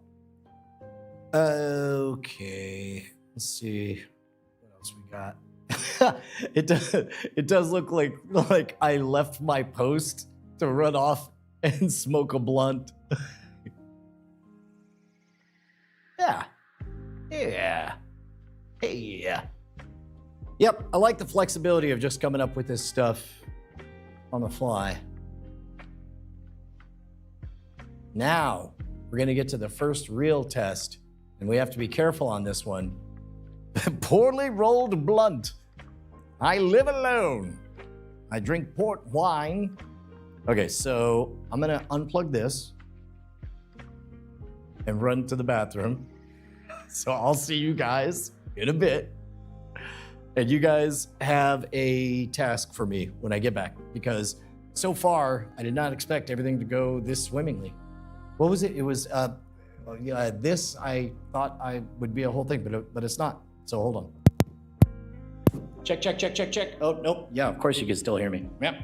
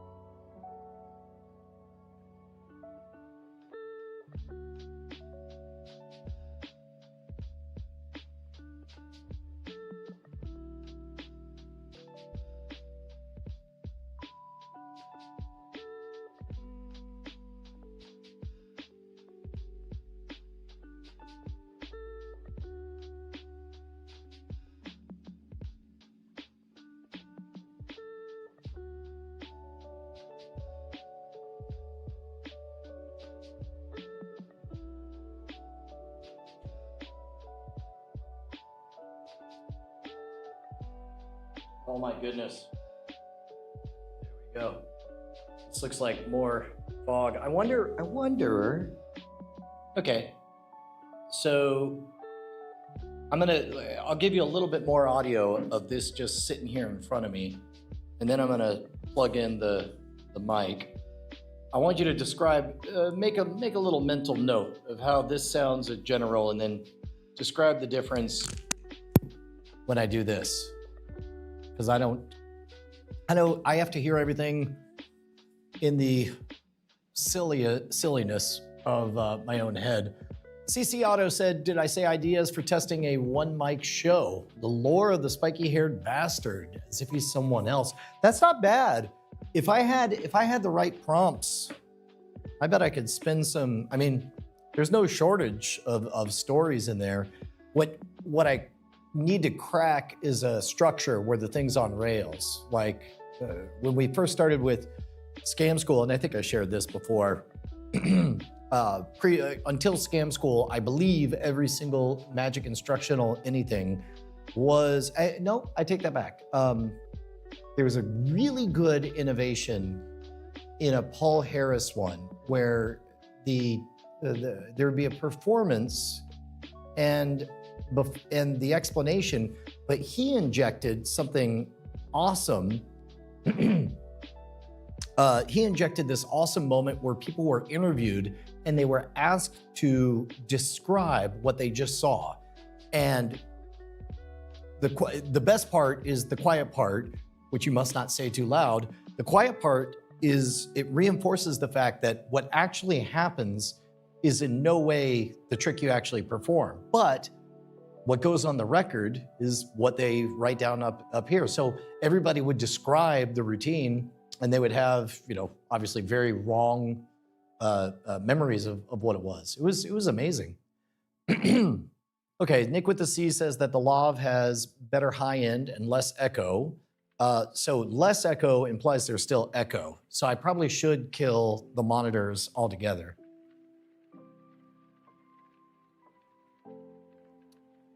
Free Time Feet says the second mic, that's this one, makes me sound like I'm using a different mic. You know what? I don't know what I expected. I do have in-ears, but I don't have wireless in-ears. That wouldn't be bad. We may have to do a fundraiser. Yeah, that'd be interesting. More room effect than echo is what James B said. Like if you were listening to this as an audio only podcast, which by the way, God bless you. Somewhere out there is probably somebody just listening to this, like the world's weirdest one-man radio show. And who knows? Maybe that's exactly what we could do.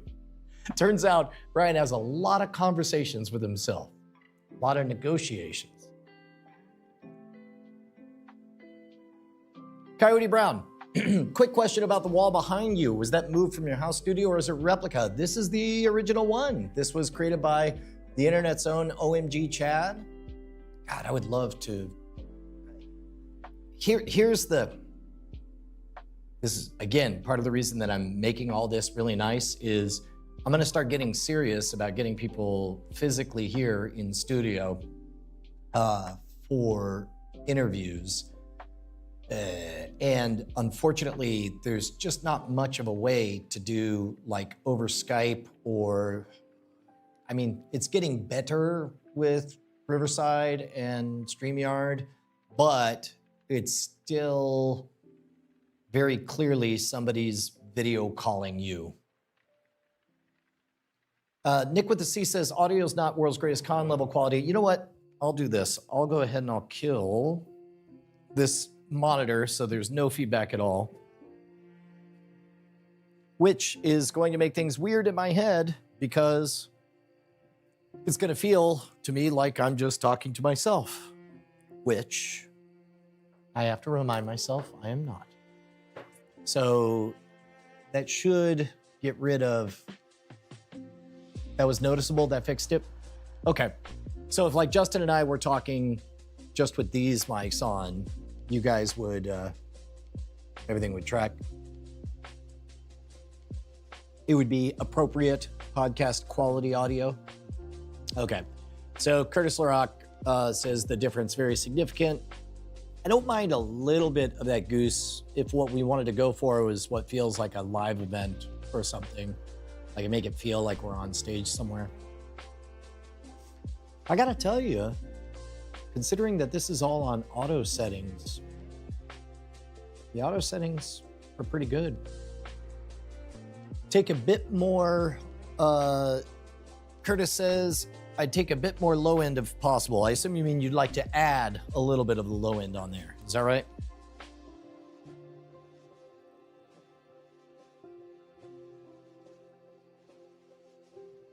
Yeah. Let me see what I can offer you. Hang on, gather around. Let me show you my wares. Okay, so in this case, I'm selecting the green one, mic 2. Right now it's set to broadcast, but then what I'll do is let's,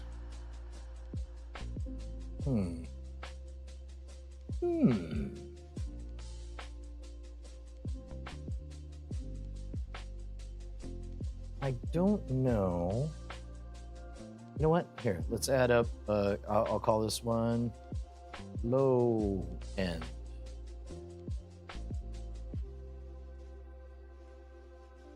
Now, I like the fact that it already has a garbage icon next to it. It knows! It knows! Oh, wait. Nope. I haven't selected anything.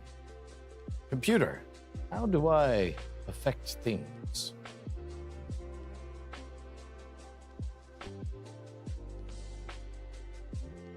No. Yep, this is outside of my ken. I will quite simply just remember to learn that. Add that to the list of things Brian's going to learn. Let me try turning this down. Oh, there is kind of an interesting effect because the screen here is parabolic, so it bounces back. You might be able to hear a little bit of echo as I get to right around here.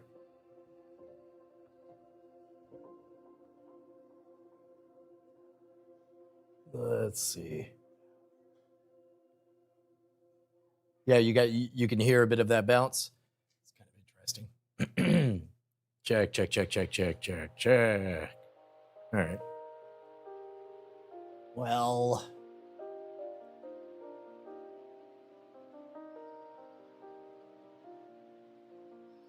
legit asking for coworkers. I know you're busy, but could someone rent the studio? 100%. That's part of the reason that I'm doing all of this is not only for my production pipeline, but for producing other people's content as well. And the more of that stuff I know, the more I'm able to speak with authority about stuff we can and can't do, stuff that's easy and not easy. For me, it's kind of fine to have the ridiculous, over the top, all the toys turned on gaucheness. I like it. Oh, you know what? Let's try this. I got an idea. But for other people, I also need to learn to speak the style of design for, something that screams corporate person who wants to write Brian a check. Cancel. Okay. And here we go. Here we go. Here we go. Here we go. Here we go. Here we go. Here we go. Here we go. Here we go. Here we go. Here we go. Here we go. Here we go. Oh. Interesting.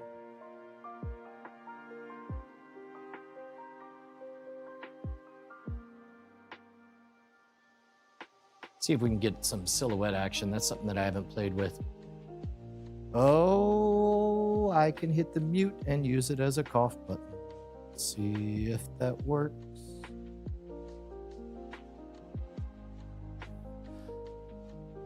Nope. Yeah. I don't know if that muted me or not. Yeah, I would love to try to light it as an Italian horror film. Yeah, okay, all right, so I did the wrong thing. That's another thing for me to learn. Hold on. Come on, connect to this device. Yeah. 1 second. I'm gonna check this feller. One smart feller, he felt smart. Two smart fellers, they both felt smart. Three smart fellers, they all felt smart.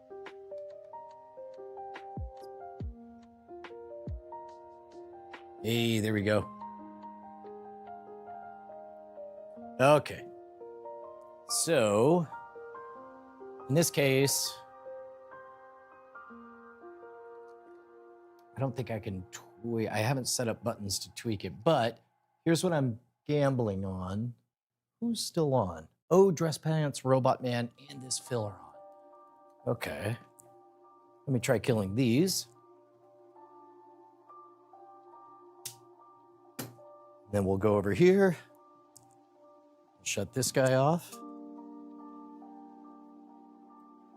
And now, okay, whoa. That was dangerous. Oh, goodness. Oh, my. Let's see. So my theory is, when the smoke comes rolling in, we'll get that blown out. And what I'm hoping to see is kind of a full-on silhouette. But I think...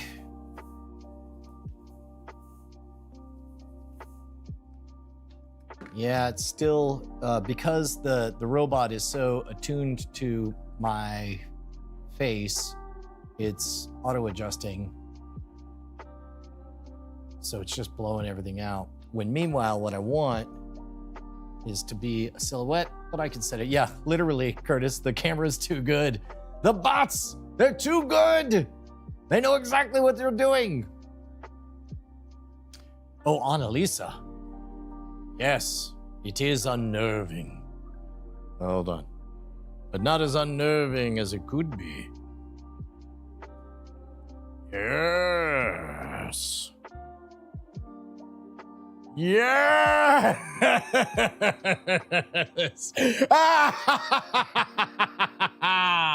Yes! Behold! Excellent! Everybody gather around for the return of Mr. Happy Pants. Yes, we need to bring Ayaz back to the studio. That's another that's another aesthetic that we can go with.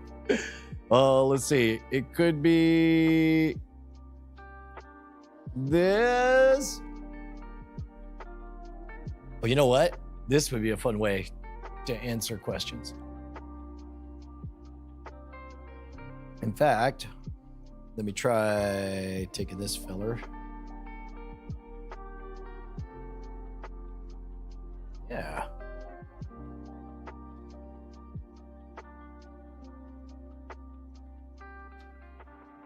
This is fucking rad. I'm not gonna lie, guys. I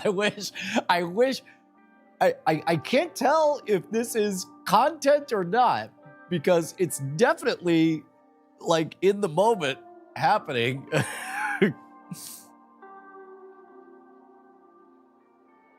Okay, let's try changing this feller to...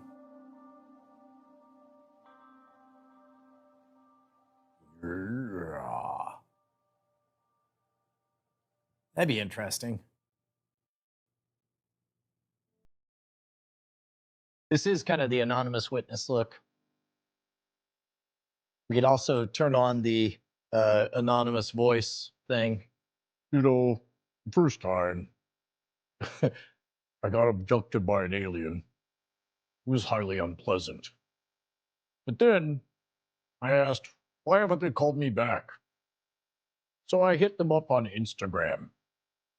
And I said, yo, can you tell that I don't know how to slide into DMs? Do you guys think it was crazy that the craziest thing about Dave Chappelle's monologue was that he was smoking All I could think about the entire time was that he was smoking live on stage. And then I thought how weird it is that that was weird. And I wonder if that's literally in the contract. Scapegoat nailed it. I'm about to spill the beans on Nixium. Anonymous witness with a giant BB logo in the back. Well, I'm glad we can finally have this discussion. I'll tell you what, that fog really does a fair bit to obscure. Like you can, I'm gonna bet that you can do some FBI enhance mojo to see this, but that's an okay. In fact, if I lean back, you really can't. Oh, that's interesting. All right. So now, let's play this game, people.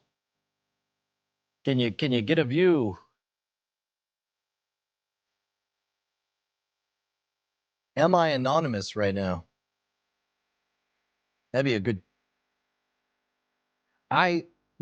Nothing has made me happier than the moment somebody walked in and said, "Is this pre-recorded? What's happening?" I did. I just blew myself.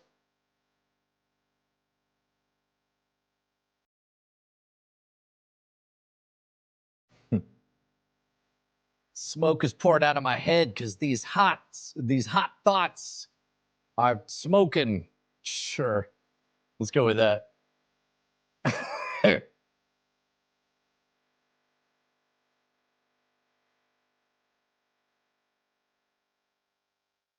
That's pretty wild. I guess I got the robot, the bot to lose track of the face, so it doesn't know what to key in on.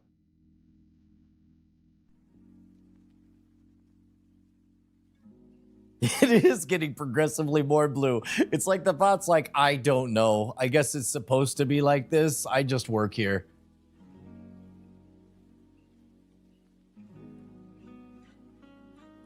That's good. And then, yeah, even now, here, let me try scooting all the way up. God, I can't get over the fact that the audio actually sounds good this way.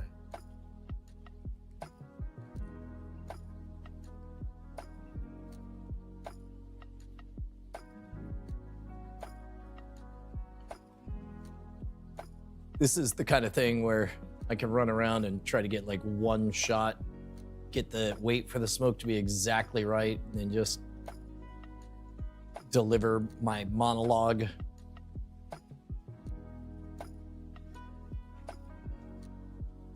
Yeah, this is interesting because the AC is running and the fog is thinning out, but I guess the camera's all the way in blue land. As if I do this, oh,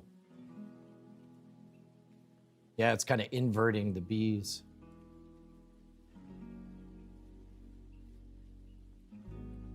This is World's Greatest Con. I'm Brian Brushwood.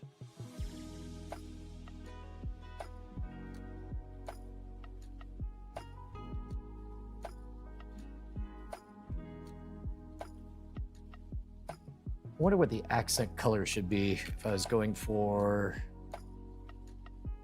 having to be a big shot in the white hot spotlight. Oh, there we go. It's just like, oh, what's that in the distance? Is that a nuclear bomb? Oh!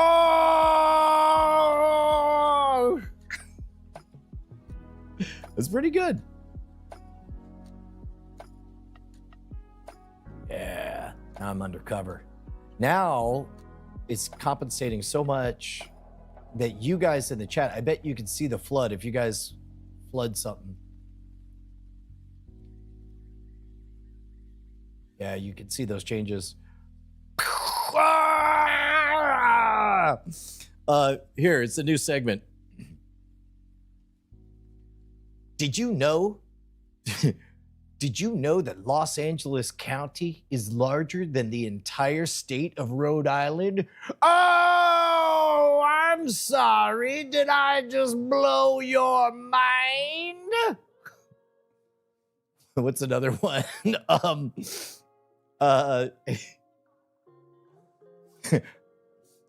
Did you know that until JFK ran for president, the concept of all the divisions of Christianity being under one umbrella had never happened before? It was manufactured because he was a Catholic and still wanted to get elected. Oh, that's right. That's a new thing you just found out.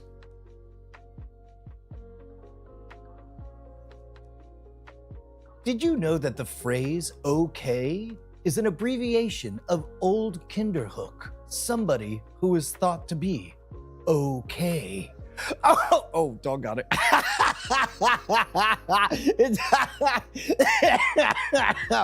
Whoa! Oh no! Hold on. This would actually be pretty good for...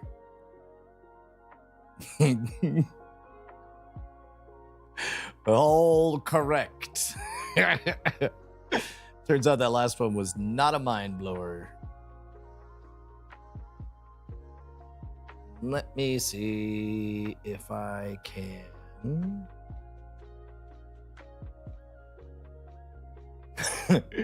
Sorry, real quick, look away if you are sensitive to flashing lights. Look away if you're sensitive to candlelight.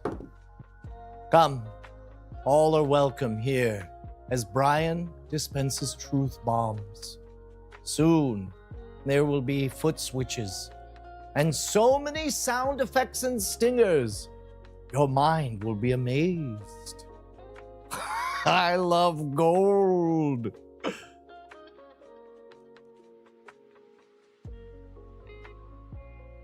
Oh, that's not very useful. Thank you very much, Jay Vermillion. Oh, I'm so glad you enjoyed it.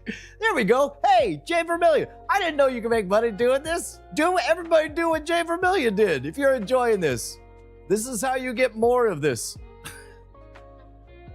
Okay, watch this. Oh, wait, hold on. Let me check.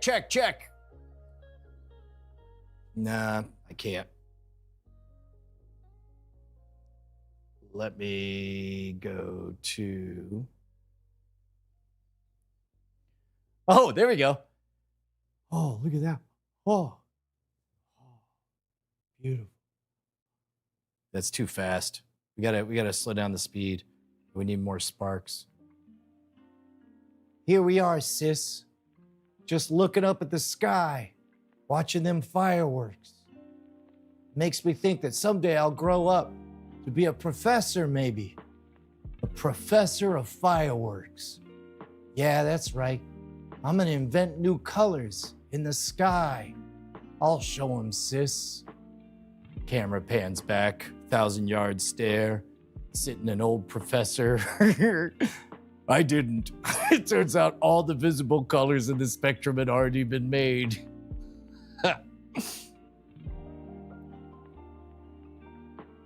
This one's just labeled party. This is the one I wanted.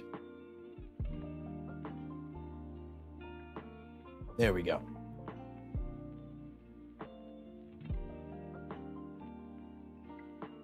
Yeah, this is lightning. It's a lot of lightning.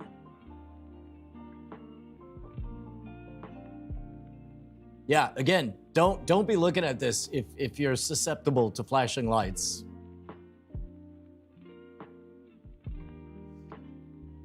Awkwardly correctly identified that I am currently living my dream of being a morning DJ. Yeah. Oh, I'm sorry. Excuse me, no photographs. No photographs. Although, actually, this one shouldn't be on that. It should be on...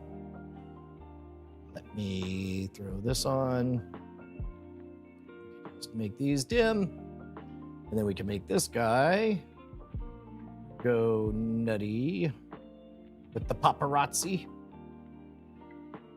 Yeah, you could tell Bluetooth will do in a pinch, but man, these really want to be DMX'd. But down that rabbit hole is nothing but continuous opportunities to spend more money. Which someday I hope to have after we start providing enough content. Does that Yeah, I don't know if that's the quality of the camera. Maybe let me turn on the rest of these lights, see what changes.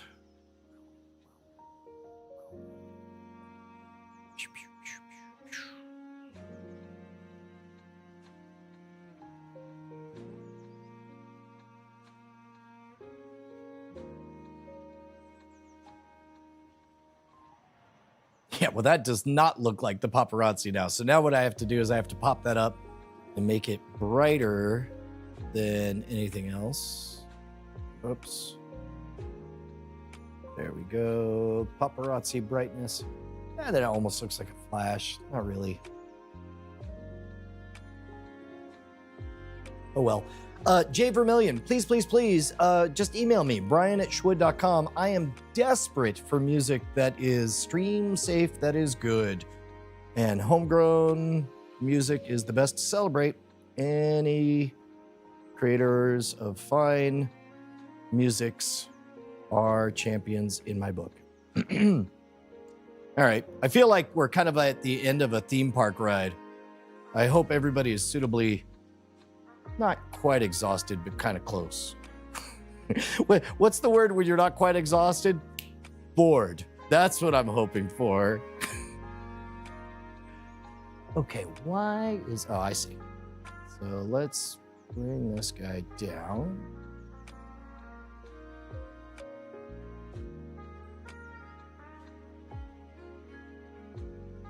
And it's got to be even dimmer. Oh, that's weird with the blue. I don't like it. I don't like what's happening.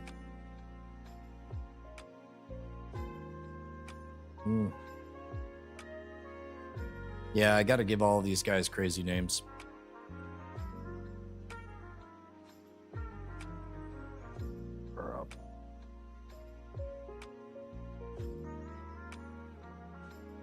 Good enough.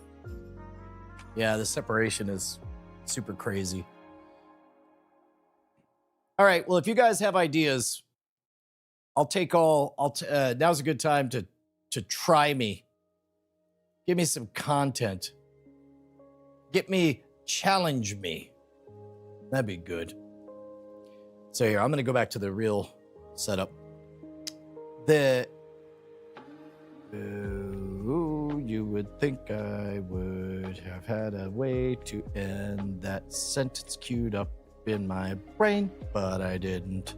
So I just kept on talking like I did. I'm telling you guys. I can't believe.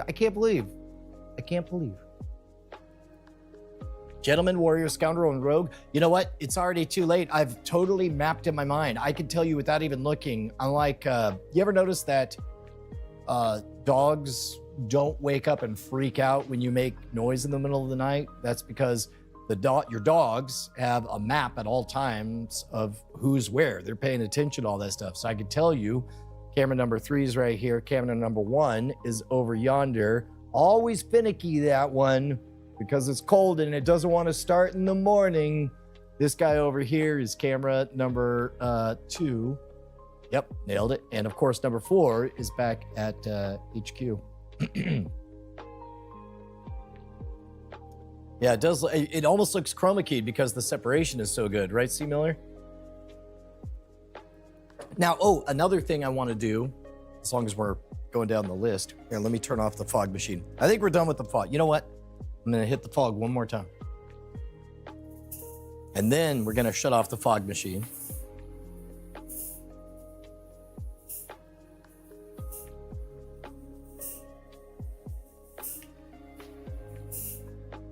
Beautiful. Then we'll shut this guy off.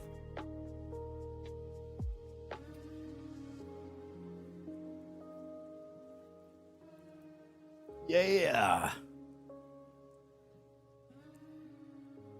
And so now I will give just a little bit of, you know what? I'll do, yeah. This is probably what more people are accustomed to when they think of folks on a stream. Check, check, check, check, check, check. Nope, nope, nope, nope, nope, nope. Oh, oh, oh, hello, me. Oh, there's like a delay on my voice that makes it hard to talk. Oh, oh, oh, damn. Oh, damn. Slow jams. Wish I had known they were there. Check, check. All right, let me get off this mic. I suspect I could actually plug this guy on the USB-C. Check, check, check, check, check. All right.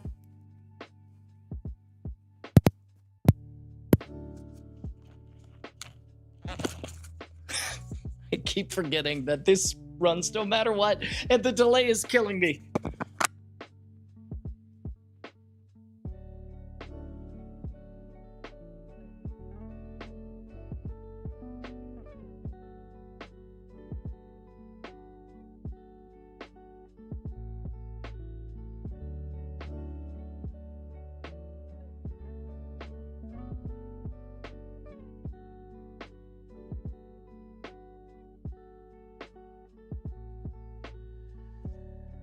Oh.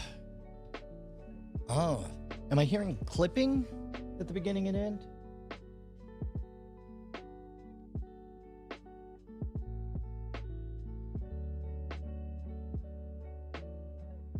Check, check, check, check, check. Yeah, I hear a little bit of, I don't know what that delay is. How do I get rid of the delay? I wonder. There we go, right then, right then. Was it doing the ducking thing? No. I don't want it to clip the beginning and ends of my words is what I'm worried about. I don't know if I can handle hearing my own voice like this. Did the S just get clipped off just then? Like this? Nope. Well, now I'm emphasizing the S. I don't know. If it sounds fine. Have I ever been into other creative things other than magic sleight of hand, like physical art or music? I don't seem to have the physical ability to keep a beat.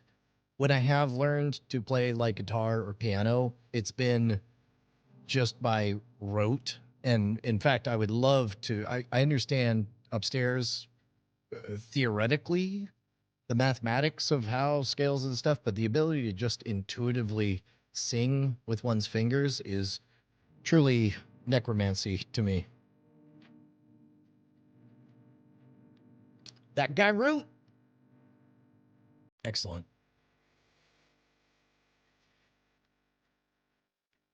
Yo.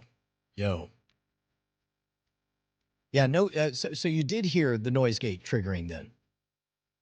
All right, that's good to know. Yeah, I think I'll haze the set. Because I don't think it takes it, well, it does kind of, it alters how this shot looks. Oh, there was again. Okay, I'm going to have to figure that one out.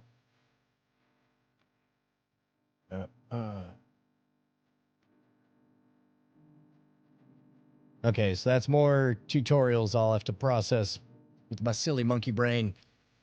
More neurons firing together to wire together. Turn off my monitoring. How do I do that? Oh, I guess, yeah, how do I do that? Check, check, check. I need to learn these things. There, like I can't hear the end of the S. When I said things, it sounds like it dropped off. Oh. Oh.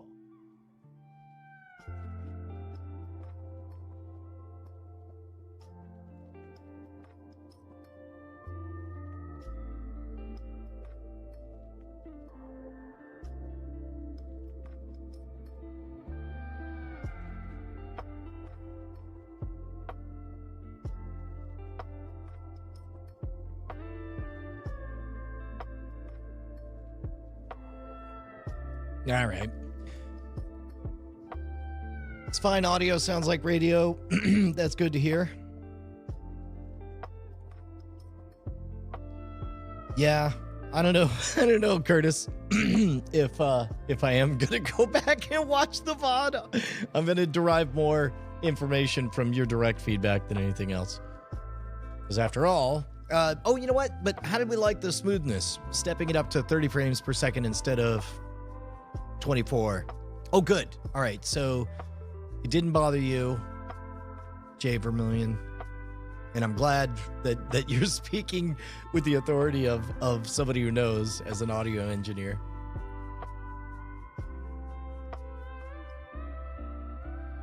So one of the things that I want to do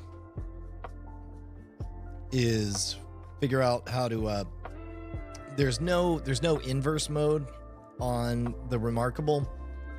And again, it's like I'm not going to run out and buy another tablet. But I would love to figure out a way to not have a giant white square here while I'm using this guy.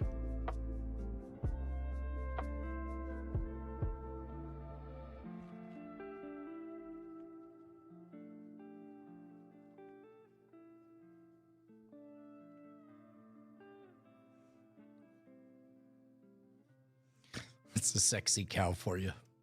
Ooh la la.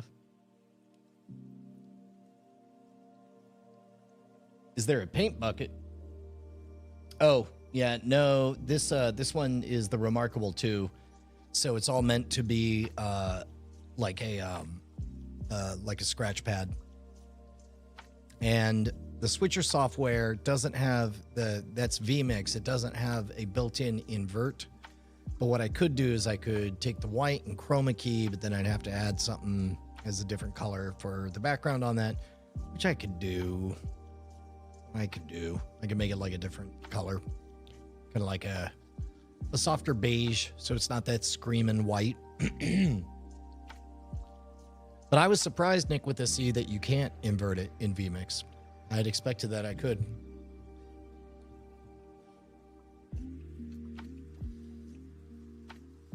All right. Any other questions? Feeling like I need to wrap it up.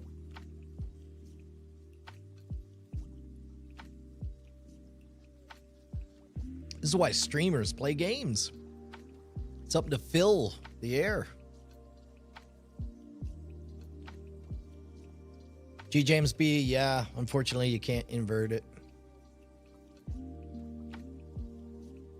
How do I switch feeds? Oh, you mean what software am I using?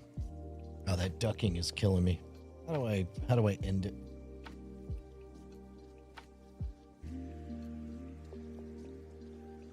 Nope, there's no two ways about it. I'm gonna have to watch tutorials, learn a bunch of stuff.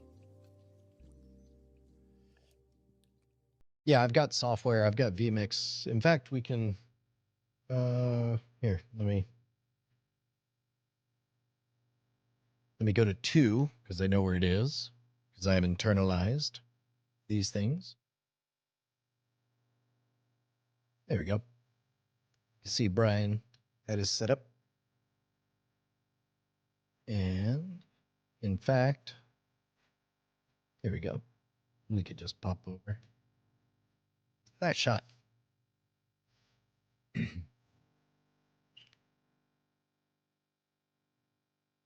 Do Hangman.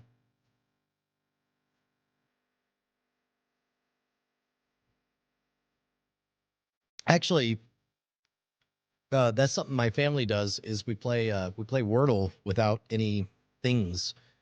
Just we'll be in the car and somebody will say, "All right, I got one," and then somebody will say "squid," and then they'll be like, "Gray, gray, yellow, gray," and then we'll play all the way to the end. How large is the backup of my content over all the years? Dan33. I'm in the middle of doing, as you guys know, a lot of archive manipulation to first of all to make content because we're doing content drops for the VIPs who got the ballyhoo.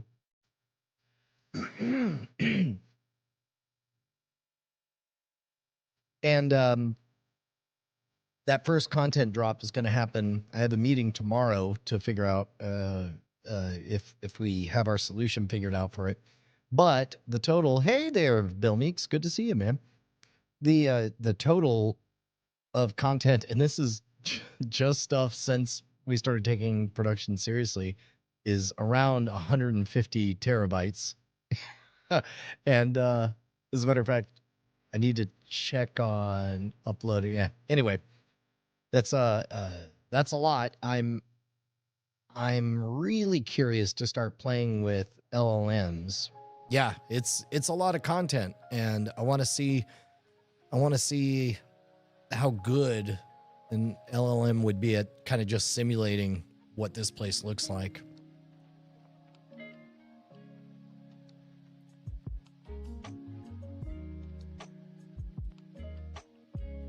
Oh, that's great. Paradise_Bob says, hey, Brian, on Cord Killers, you mentioned a wristband that helps with tinnitus. Where can I find more info? My wife and father-in-law both have it bad. Yeah, if you guys missed it, what I was talking about was there's a wristband with a microphone in it that the microphone, the wristband makes vibrations congruent with what the microphone picks up. And over time, your brain begins to process that as part of what it considers sound.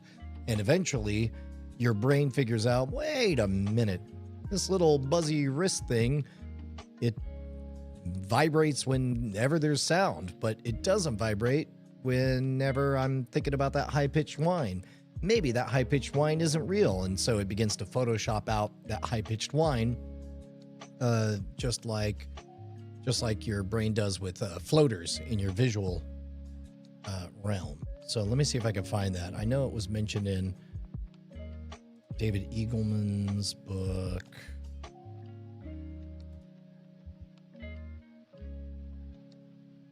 Let's see.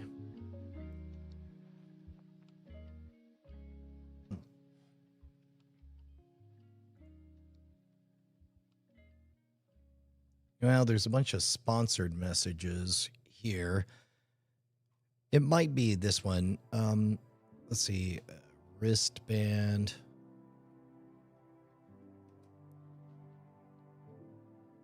Neosensory. That's the one that I looked at. Yeah. Here, let's take a look. Let's take a look at this.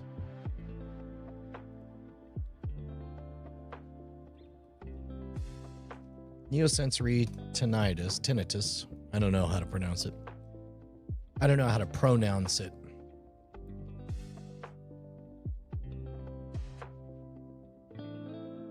So yeah, this guy, let's see. These go from anywhere from profound hearing loss to being totally deaf, so you could at least have an idea of what's going on around you. But it's really remarkable. So these motors all vibrate just like the ones on your phone. And what they do, if I read this correctly, like you pay for it in installments of $250 per month. And then you definitely can pay for just 2 months. And then a lot of people, it gets all better. But then some people are so thrilled that they hold on to it. And then they just use it for a tune-up now and again. If the tinnitus comes back, then they just wear the wristband, and then it just reminds their brains that that high-pitched whine is made up. All products are currently out of stock. Guess what? Probably because it works. Or because they have a poor production pipeline and they weren't considering all that stuff. Jay asks, any books I recommend? That's something that I really need to do. For those of you guys who don't know, ever since I discovered Audible, and it's so funny, I remember realizing, man, I really like this one guest, and I was sad that the podcast was over. And then my dumb brain was like, Brian, you realize that an audiobook is kind of like that hour-long podcast interview you just listened to, only they keep talking for many, many more hours. And I was like, explain more. And so I started reading nonfiction books. And so now, I don't know, I do 20 to 30 per year, give or take. And yeah, that's about right, I think. And I have a bunch of favorites. One of the biggest ones, the kind of trinity of books that blew my mind that fundamentally changed my outlook in the world.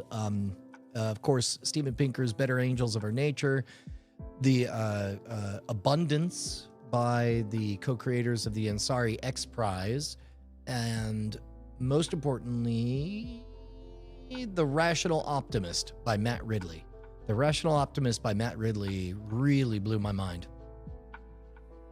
Yes, Joshua Van Allen correctly sussed out what I was reaching for there. Hey, Tommy, I'm really glad that you're here.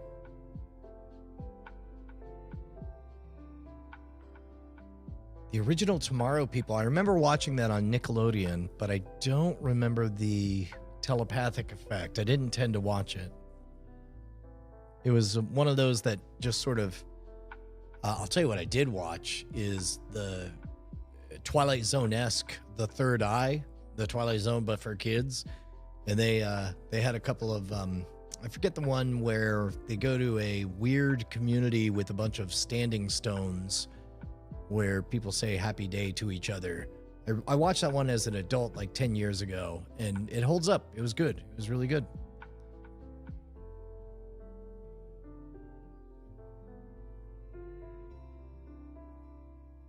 Ah, got it. The high-pitched whine when they thought to each other. Yeah. Of course, if you have tinnitus, then it's just telepathy all the time.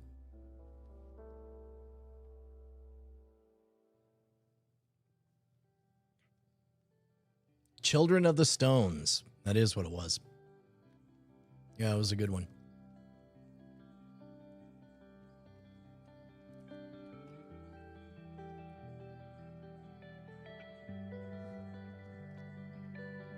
Yeah, I gotta tell you guys, I think we're getting dangerously close to the studio just working. Next up, we got to get the stage flats vertical, and modular would be ideal. I don't want them flopping over. I don't know how to secure them, but it would be great if all of these could just be rolled around. It's going to be hell on the hardwood floors, but I'd live with it. Same lead actor as in Blake 7. I didn't know that.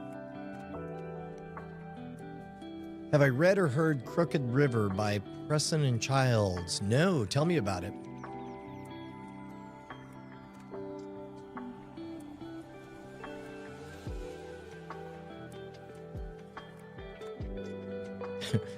I assume right now Tommy Ellison is furiously typing a very short synopsis so that slow motion he can tell. Eventually he's just going to type out the entire book, I assume. I don't know what a French cleat is, Annalisa.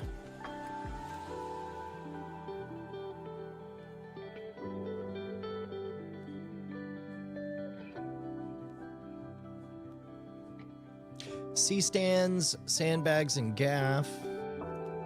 Yeah. We have some C-stands. I was going to order some more.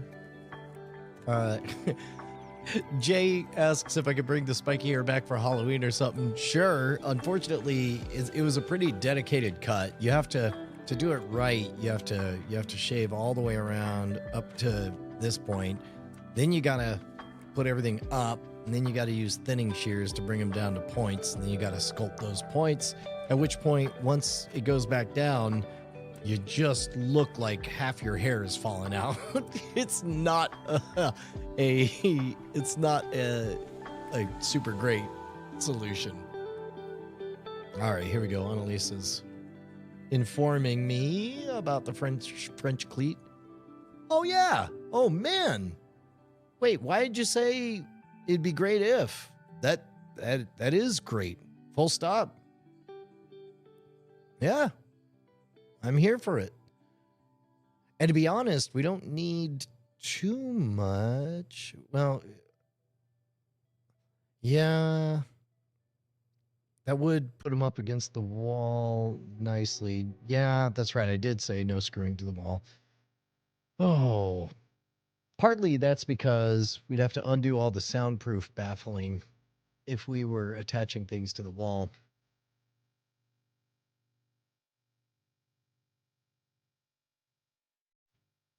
Let's see. Tommy Ellison says the primary mystery at the heart of this terrific installment in the series revolves around a complex answer to the simple question, what could possibly make someone chop off their own foot? Crooked River itself is set in the middle of the large, uninhabited Tate's Hell State Park in rural Florida. That looks fun.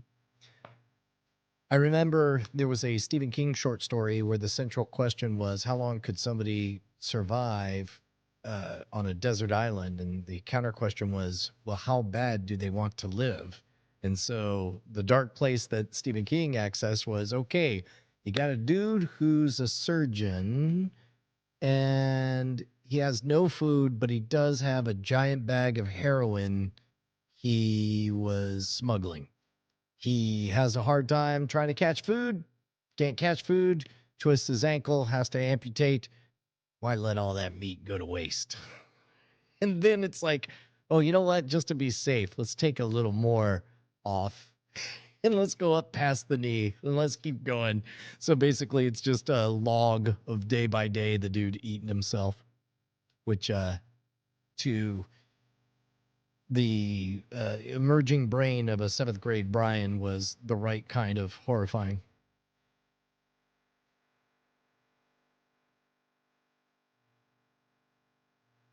Survivor Type is the name of that one. Paradise Bob says, yeah, he says it's his favorite King short story. I don't know, man. The Jaunt messed me up. A long time. It's a long time in there. Man, that was a crazy one.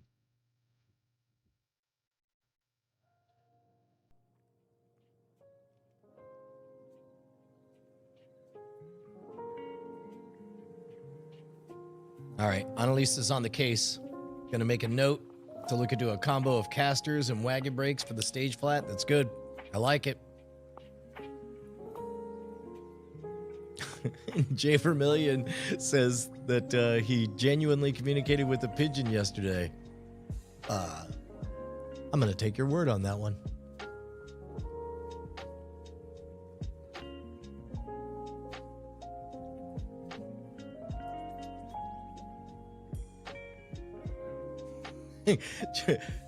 Jay Vermillion says, I wish I could send audio messages in here to show my impression. That is something that that would have been great. Like, imagine starting. Hold on, this is a good idea.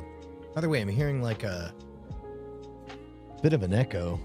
I don't know if that's just locally, but imagine. Okay, so imagine starting a live stream and treating it like a call-in show, but everybody just basically, you start go and everybody sends you audio messages that get vetted by a screener, and the host just, so you guys at home, hold on, there might be something here. If there's an easy app that people could just record their messages and a screener could basically just make sure that, you know, their content's safe, they're not just shouting the N-word or whatever, then put them in the queue, and then I could just go through and answer questions. Does anybody, I'm asking, of course people do calling shows on live streams. That's another thing that's interesting to find out, is kind of what the culture and the different rules are for different live streaming environments.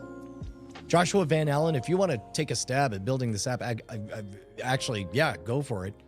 Although I guess you could probably put that together as a web app just with AI, couldn't you? Just kind of describe the use case. Send audio messages by text. Yeah, we could do that.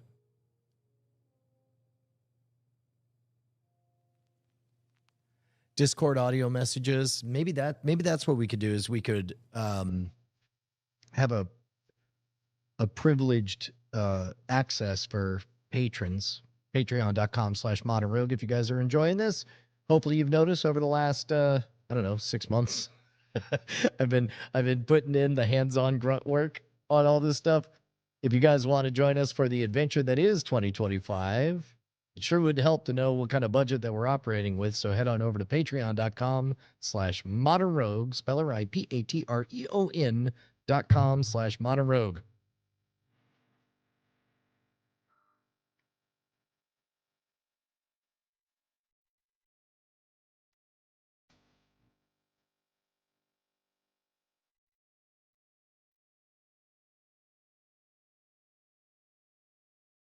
Yeah, that works, Joshua.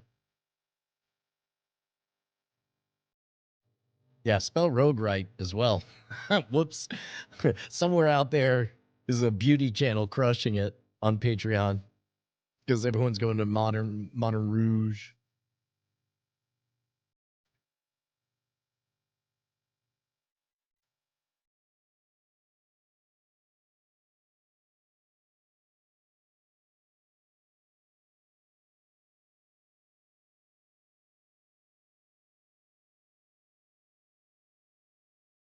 That guy Root asks, I've seen that you've had some medical and firearm content lately. Don't forget, you have a friend that is a licensed trainer for both. If you need content, heck yeah, man. The new blush, Modern Rouge. Just happened again.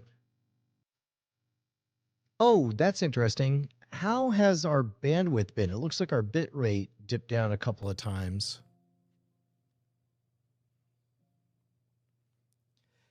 Do you want to pet an armadillo, that guy Root?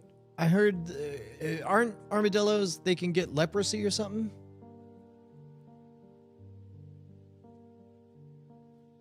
They are amazing. As a matter of fact, we have an armadillo here on property. You can, that guy Root says, I got 9 more fingers. It's the price you pay.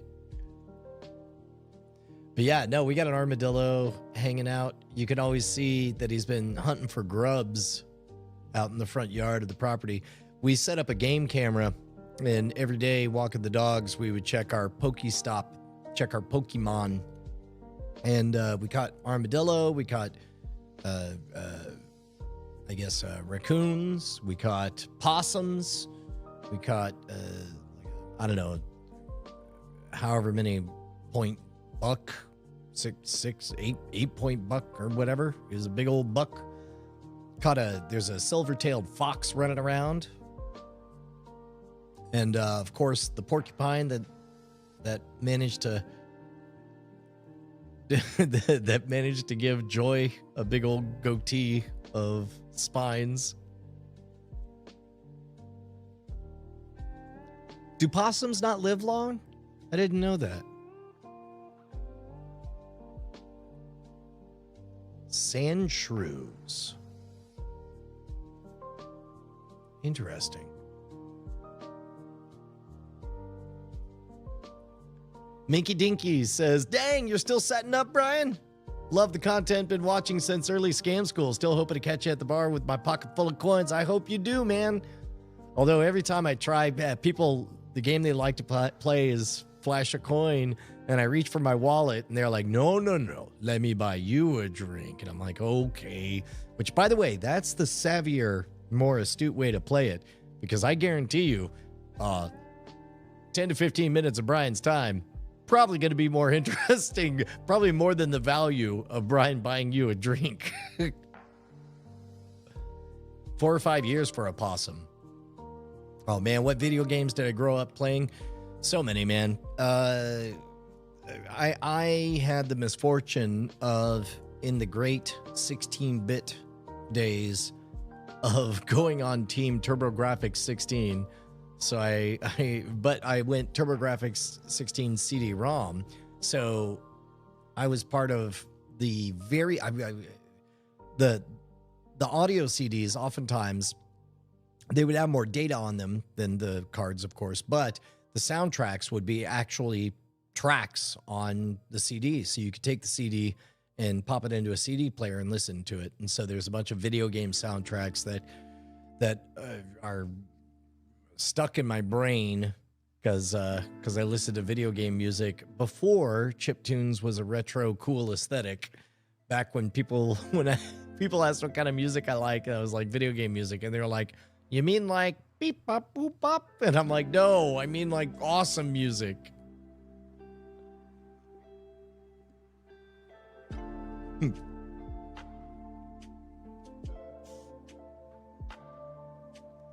True Man Food, nailed it. Studios never reached their final form, only their latest form.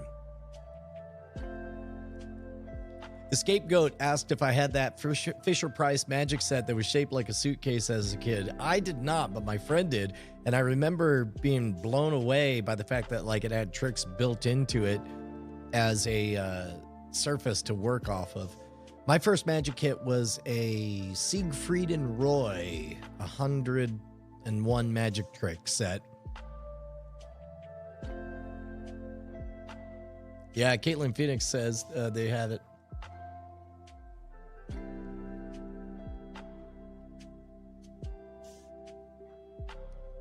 Beep Boop is awesome too. How not to get eaten by a tiger, man. That guy Root, my friend CJ and I, we were placing bets on a flight back from Nashville, and we were doing that to kind of like trading, you know, from the movie Trading Places, where we'd place these insignificant $5 bets or whatever, and they were on increasingly morbid stakes, and so we were betting who would pass away first, Siegfried or Roy, and Siegfried was substantially older than Roy, so that was the obvious pick. I was like, no, it's gonna be Roy. It's gonna be a big surprise. Nobody will see it coming. Of course, this is 20 years ago. They were both hale and hearty and not real humans to us. They were gods of Olympus, so it's only slightly awful what we were doing. But then when the news came out that Roy had been attacked by a tiger, the next time I saw CJ, he just handed me $5, and out of respect for the bet, I took it, and I was like, fuck you, CJ. All right, take care, Jay Vermillion. Thanks for hanging out, man.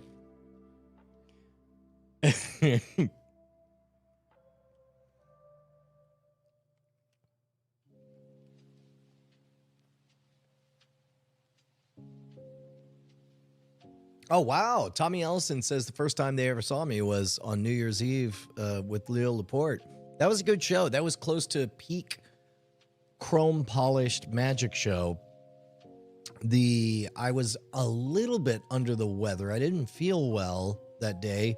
Turns out I had a little thing called shingles. I got back home and I was like, man, I'm not feeling well. I'm feeling really bad. And I went to the doctor. He's like, well, I don't know. Could be shingles. Let's just rule that one out. You said your side kind of hurt. I'm like, yeah. He's like, okay. And I got my shirt halfway up and he goes, oh, that's shingles. All right, let's get you a prescription of Valtrex, which is, by the way, the antiviral that they use for herpes.